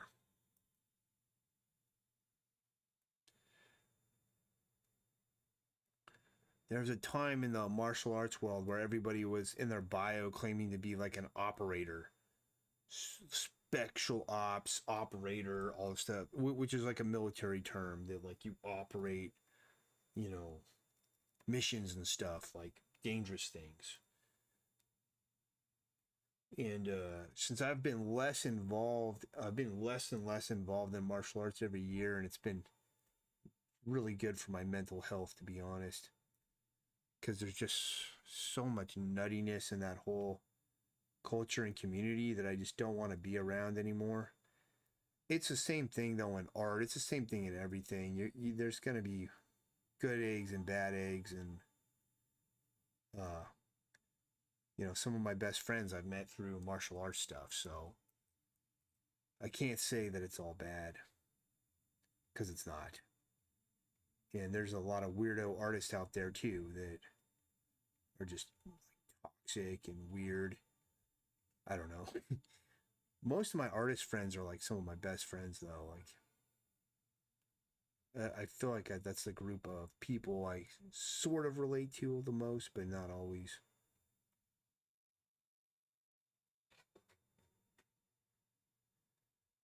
All right, let's see what we can do here.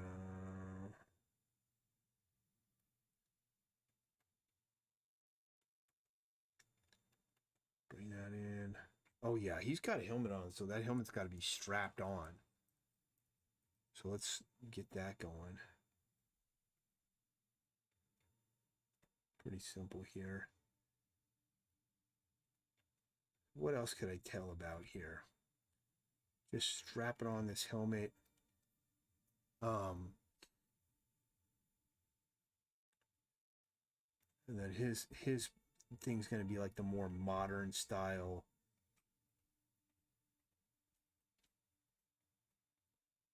Military stuff.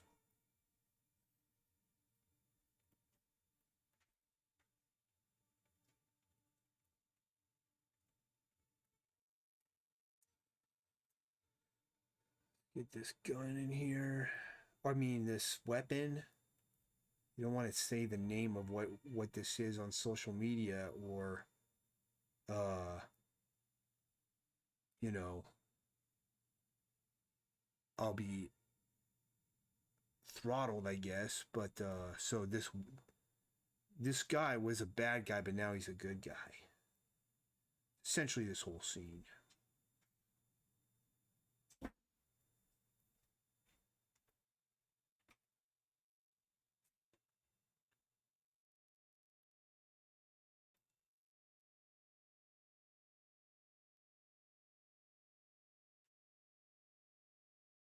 I'm just going to leave that as a shape. I mean, this is a background character.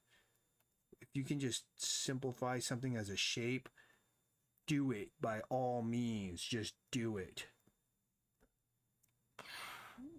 Because that's going to be on the triggering mechanism of the weapon. This is like straps and stuff.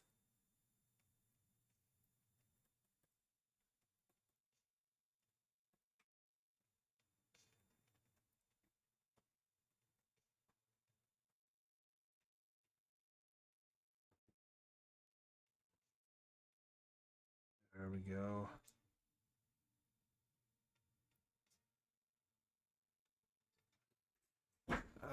Now this is gonna be tough, man. I did this cartoon trope of a hand here, and now I've got to make it look like it's grabbing the weapon. Oh man, why is this stuff so hard? Well,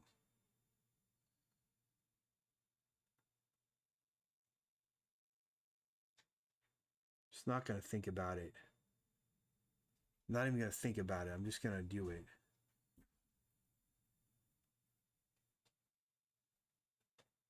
Holy cow, that's horrible. Okay, that didn't work. Let's try another solution here. Not even gonna think about it. We're just gonna do it. Knuckles are gonna be down there. Fingers are gonna be curled up like that. I'm just gonna block these in. All right, there we go.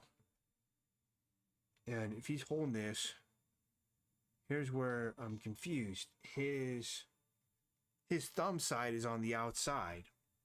So that's where I have a problem, is I drew this thing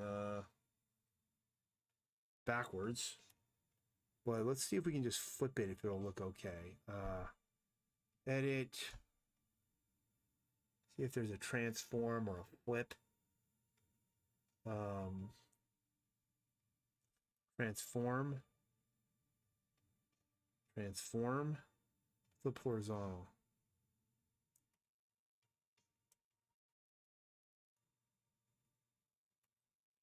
Yeah, that actually worked. Okay.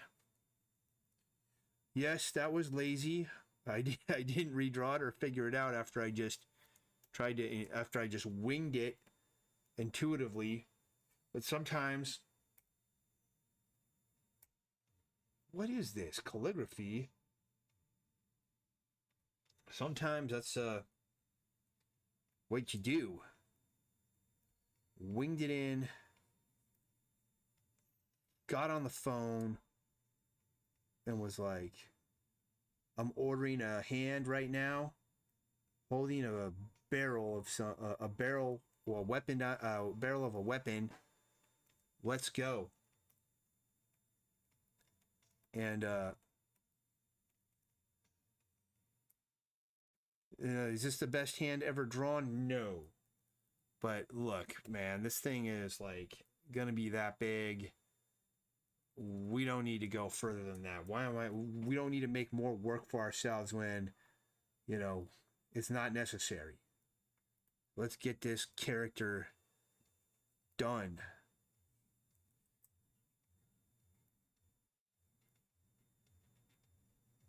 And I actually don't even know what gun this is. I mean, not weapon.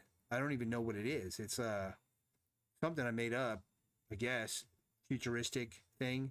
I'm not gonna pull reference for it and make it accurate. It's just, guys, this is a comic book about like zombies and anthropomorphic animals and wrestlers getting reanimated and you know, all manner of things like that. I'm not gonna start. Well, you never know. I do start studying stuff and then get kind of a little bit crazy sometimes, and the next thing you know, I'm referencing all types of things and trying to make stuff look as based on the real deal thing as possible. But you know, you got to rein yourself in sometimes. That's really all it comes down to, is you just gotta put the leash on and be like, look, buddy, you gotta stop being so hardcore with everything, you know, and try to act like a normal person sometimes. It's hard, but I've managed. Somehow I manage. Yeah,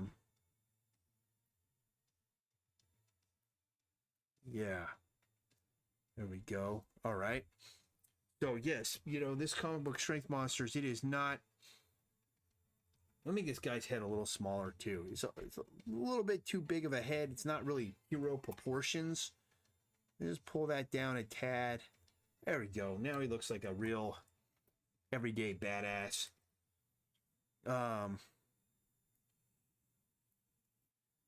Now it's like I feel like my drawing is finally warmed up. I've been going for 2 hours on this stream, and it's like, oh, finally, I feel like my drawing's warmed up. I just stopped thinking about it, and all of a sudden, things started happening again. Oh, I don't know why it's like that, but sometimes it is. You know, it's there's a subconscious component to it. I learned that taking a drawing class once from this guy named David Pimentel, who was a animator, a storyboard artist, and stuff, and he was very much into fast drawing. He learned from Walt Stansfield, who was one of the guys that trained at the Disney studio back in the golden era, and it was very much fast, gestural. Trust your intuitive nature, trust your intuitive ability, and sometimes if you just like look at the thing and just draw the shape intuitively, you'd be surprised how accurate you can get from time to time. It's a little bit different than, you know, this slow decision making way of doing things, and it's something that I need to push myself into, because I definitely do better when I just cut the cord, just, you know, drop the bottle, pull the pacifier, rip it out, and just go, you know.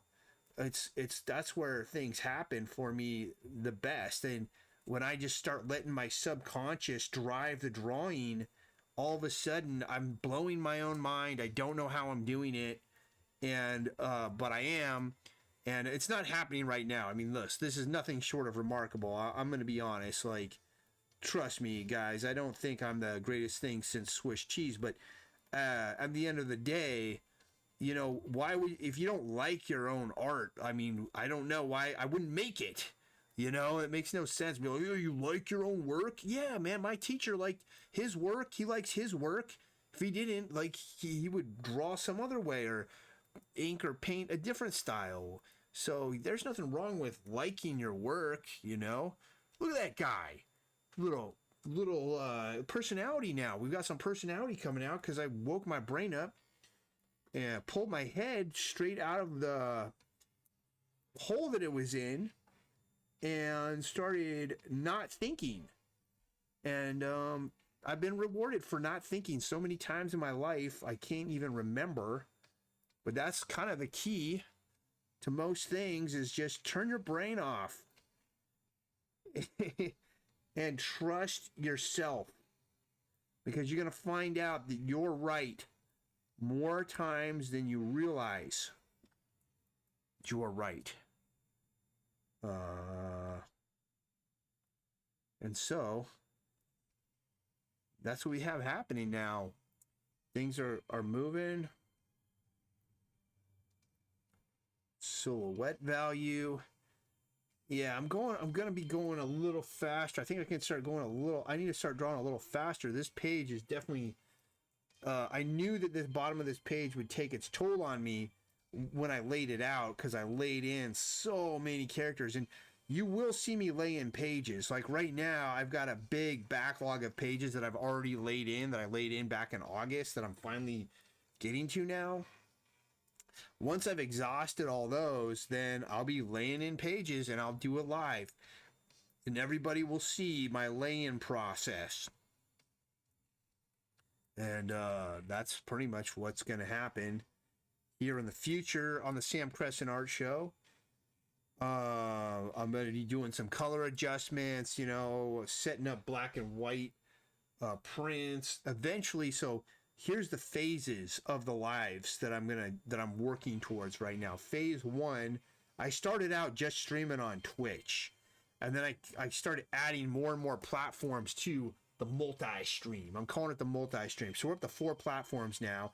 I still have no chat configured, but I will configure the chat eventually, because the main thing is that the streaming cannot slow down the process, the building, the actual drawing, the actual making of it. I am not a streamer.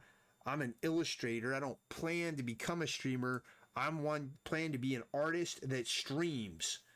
Now, what I did was I got the multi-stream going, and then each week I just added another platform, fixed it, you know, broke OBS several times, got it back going again, you know, troubleshooted, re-troubleshot, and we continue to be operational. And it didn't kill my work days because I was limiting myself to just one task per day. Okay, it was just one thing a day, you know. We'll add another platform this week, not do anything. So that was phase 1. Phase 2, there's one more platform left I have to get, and that's TikTok. Okay, I've got to get TikTok on here, and I should be able to do it soon. I had not posted on TikTok in a very long time. So because of that, I have to like reactivate the account and post stuff on there again, which I've started to do, and that has helped, you know, eventually I think I'll get my live permissions in restored soon.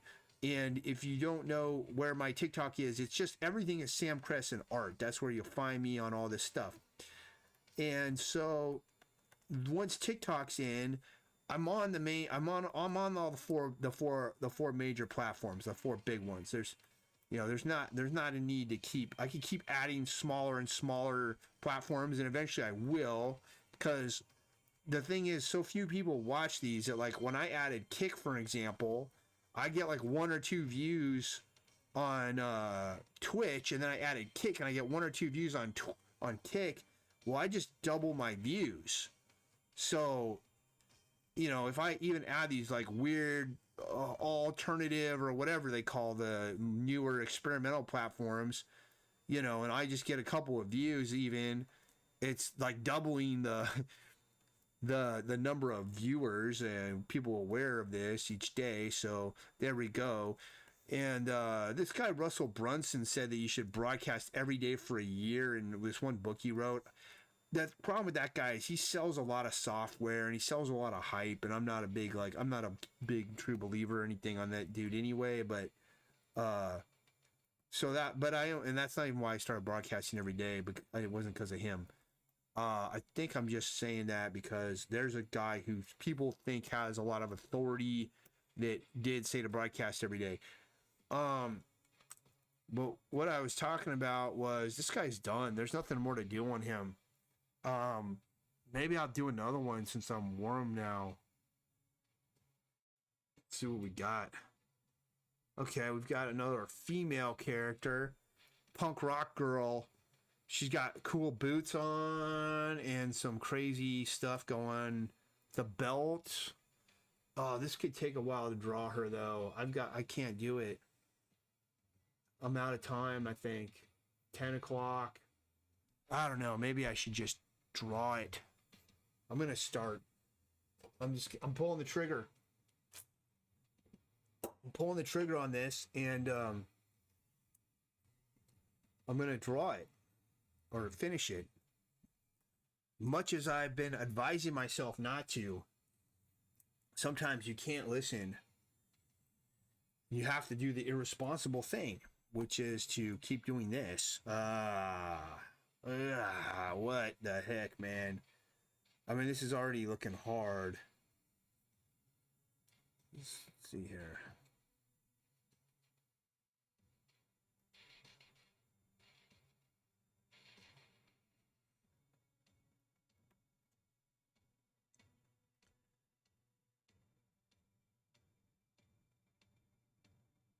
There we go. Just the key with drawing females, and I am not a great female artist at drawing females. I need to draw more of them.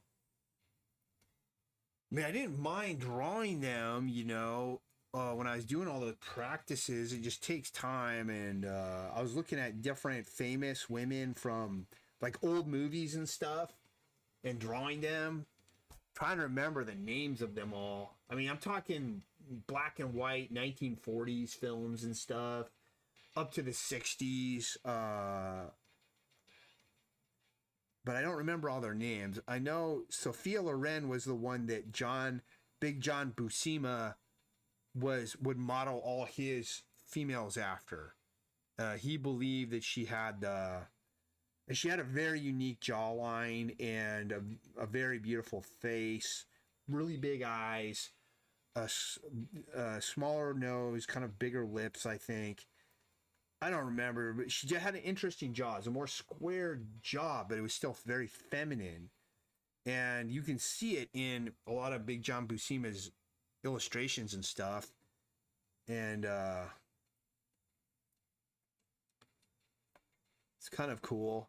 So I drew her a bunch, and I feel like I don't know. I feel like I learned nothing because what I was doing was I was trying to do like nice rendered drawings of them, of all these different women, instead of studying it more like Bridgman, where I'm just trying to kind of break down like what's making them, what is it that people like about the way this person looks, you know, that I could put into my own drawings so that I could have drawings of beautiful women. I wonder if I should give her a headband.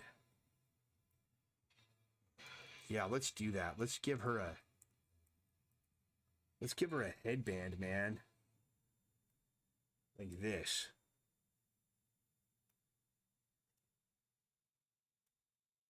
There we go. And then we'll put her hair coming out like that. Look at that. Like all crazy. Sometimes you got to get nuts, guys. And that's what we're doing today. We're getting nuts. Okay?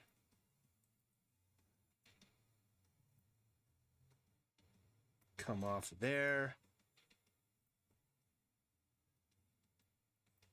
Do something like that. I think that's going to be it for the hair. Like, I'm not going to make her hair go down like I did before. We're just going to say that's it. That's the hair shape. Now, let me see here. What are we going to do now? We will get this, I put some sleeves on her, so she's going to have some sleeves like this. And then, what the heck kind of t-shirt is, or shirt is she going to be wearing? Those are too big. I don't want this to be a big, like maybe it go even smaller. Like maybe I'll go for this specific. I don't know, man. I think I just like what I did originally, though. Just these, like, whatever. It's similar to the other one I drew. But we'll take it. Okay, so now, okay, so we're going to make it go like this. This is a weird shirt. So I'm making it up. I'm going to make this one come down and go here. Kind of a weird t-shirt is this. It splits down the middle. And then we'll make it, it's going to tuck in to her skirt. So it's got to go like that. And like that. Now, where does this come together? Here? Yeah, and then it'll be a zipper right here. Ha! That's kind of funny. Okay, so we've got a zipper there. I feel like it needs some straps, though. Maybe some straps coming up here. Here. Coming over. Or maybe these are just stripes. I guess these are just stripes. They're not straps. So there, it has some design to it. That's pretty cool. Now we've got to put our neck pit in there. You go too crazy, though, with stuff like neck pits and... I mean, I don't know. Maybe we'll put a collarbone on her. That's better. If you go too crazy with your neck pits and all the stuff, you start making your... the female starts looking too... I don't know what it is. Okay, now let's design this belt. And she's going to have this buckle here. This is a big belt. And it's going to come up like this. Here. And then we'll, like, put... I mean, we want to put this belt... We want this belt to be hardcore. And what if we put spikes on the belt? It's got to be a spiked belt. So these are going to be like her. What the heck is this anyway? Whoops. Let's redo that. Redo. Okay, let's see here.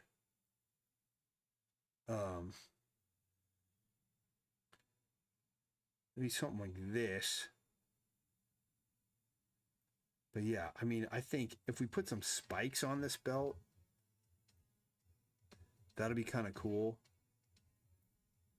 And then we'll put some spikes on this one.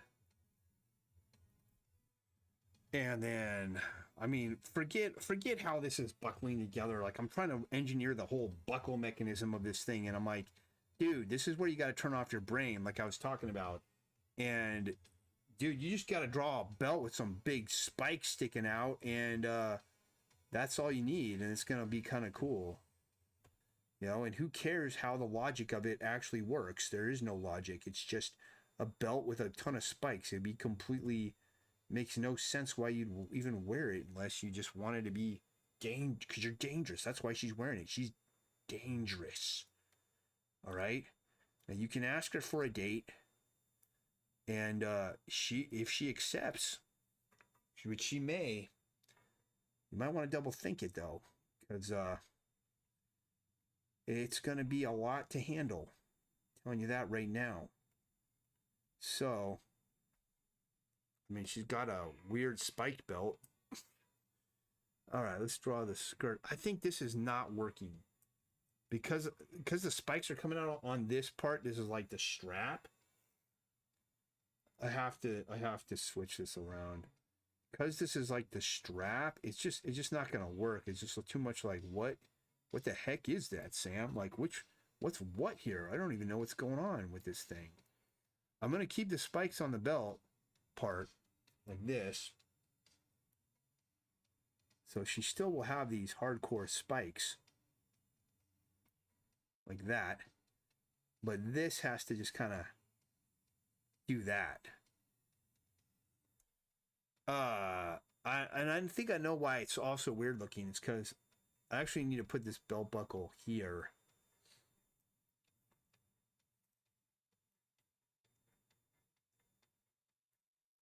And that's the way it would go.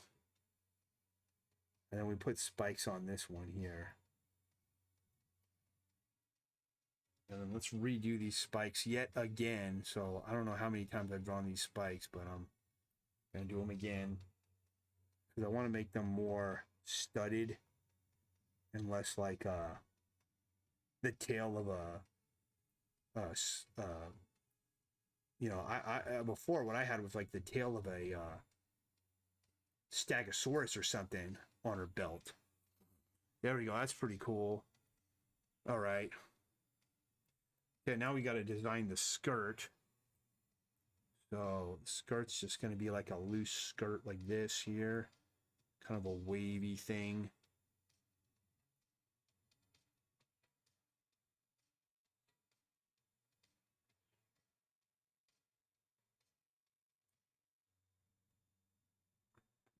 That works. Draw this arm here.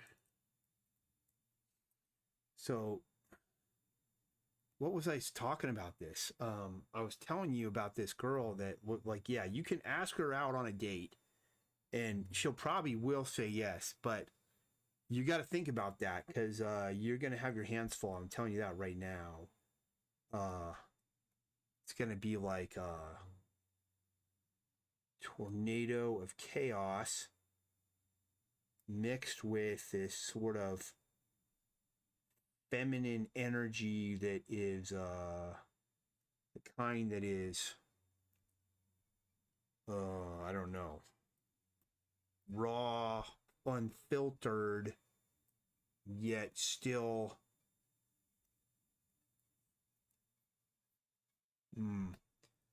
is that too, that hand is like a little too manly, I think. I'm gonna judge it and change it. Too manly? How can a hand be too manly? I don't even know, man. I'll go with this. Come on. Yeah, that's probably better. Probably doesn't even matter. Like, who's gonna?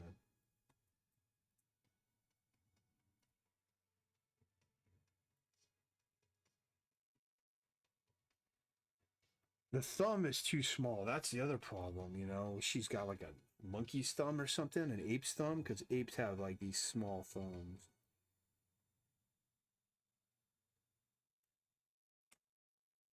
I don't know, man. Just gonna leave it at that. Let's just take out all these lines here.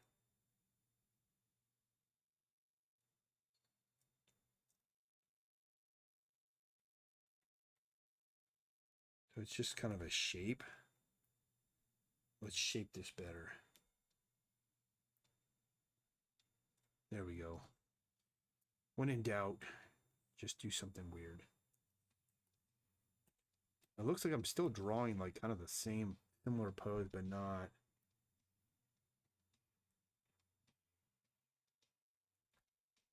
All right, so we go there, here. That arm's just disappearing behind her. And then, you know,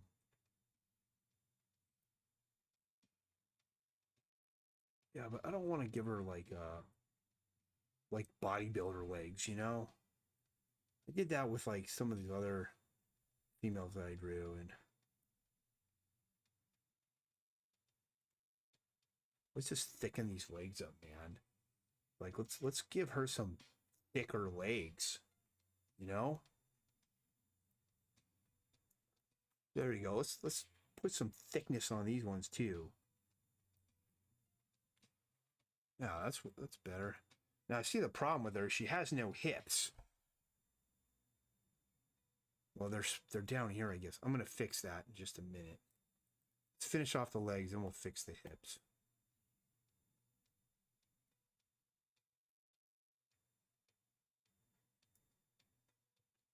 This is the support leg.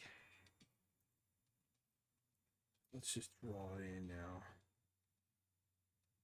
What size are we on? Okay.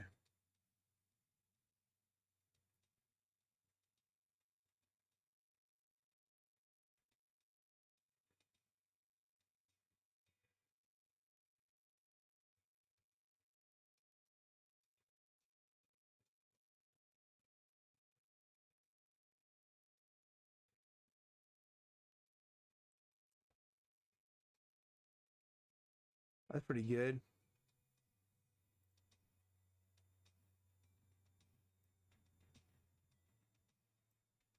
No, what is that, man? What the heck, dude? See here, let's go something like this.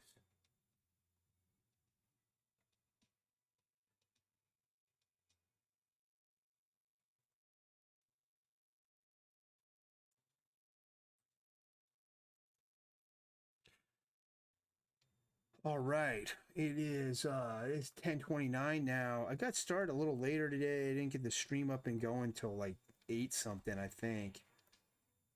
Maybe it was, I don't remember.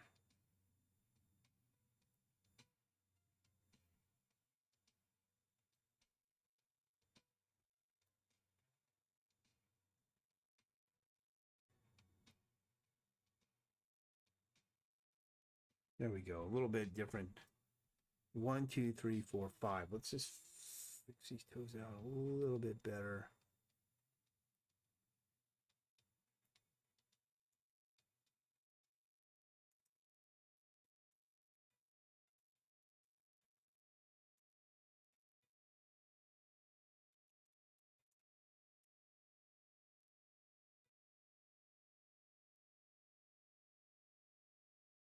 I want some overlap there. Not that far though. No.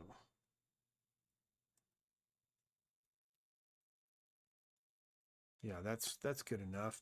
All right, now she needs some hips, man. Like, what is this? You know, and this arm's a little weird too. So let's see if we can fix this problem. So let's see here. Let me just get a letter where I can just scribble down.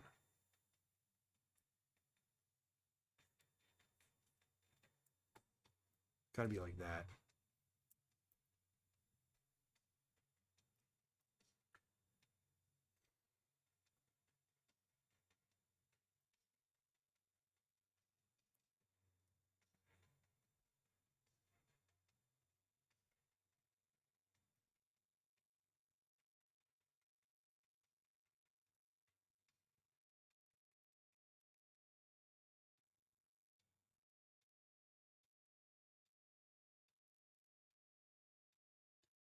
We'll do another row of spikes.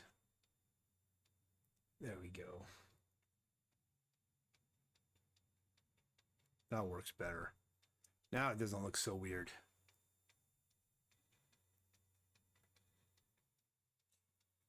All right, let's turn off this background layer.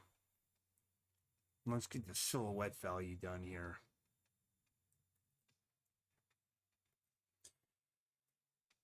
All right. We'll do a 6 here.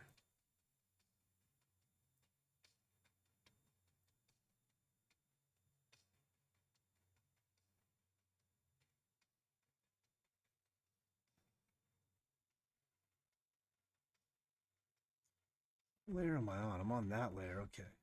Start over here.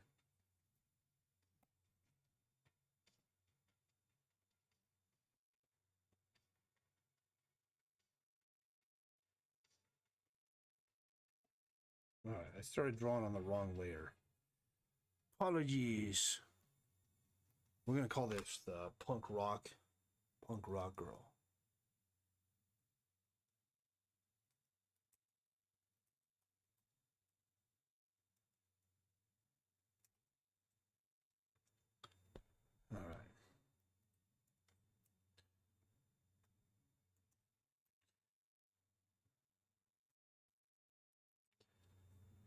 What is that? Let's get this right.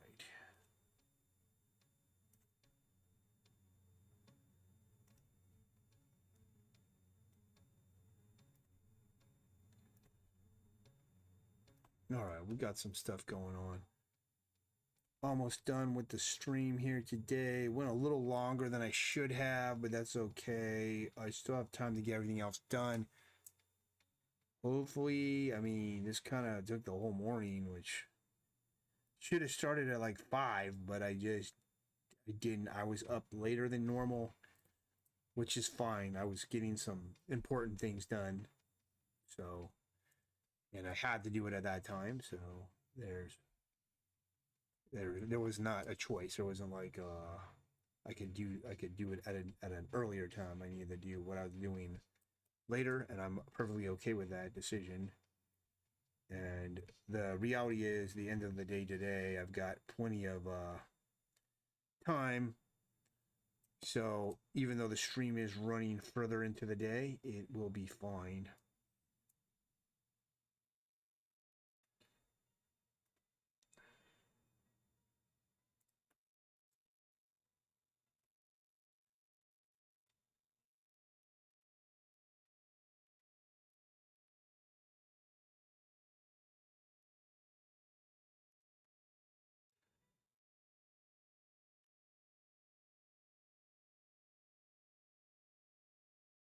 What are we doing?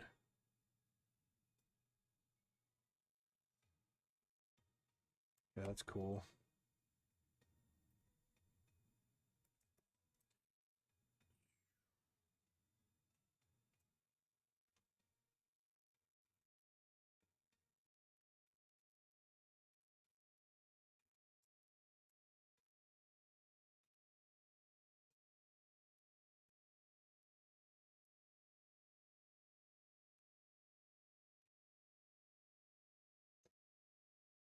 All right, let's see here. Now we need to go. Oh, I'm on the G pen.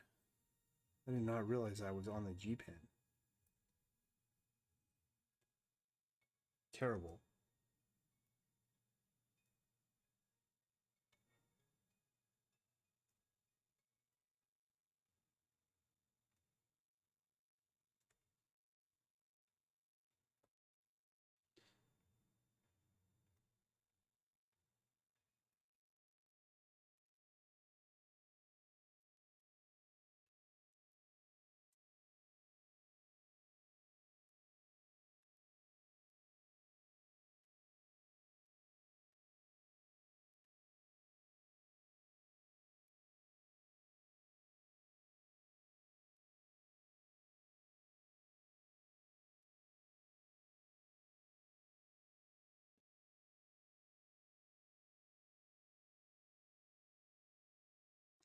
I'm not gonna put any rendering on there, nothing. I'm just gonna leave it like that. We've got to put our eyeballs in.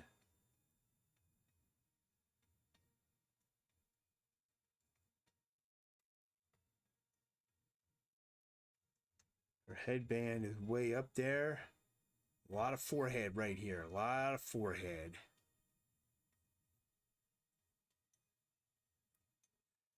But I'm showing you, you can have a big forehead and still be attractive.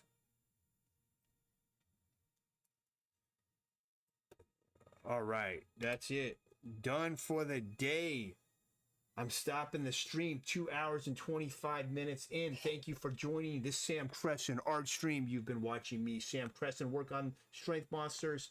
I will see you tomorrow, if not later today.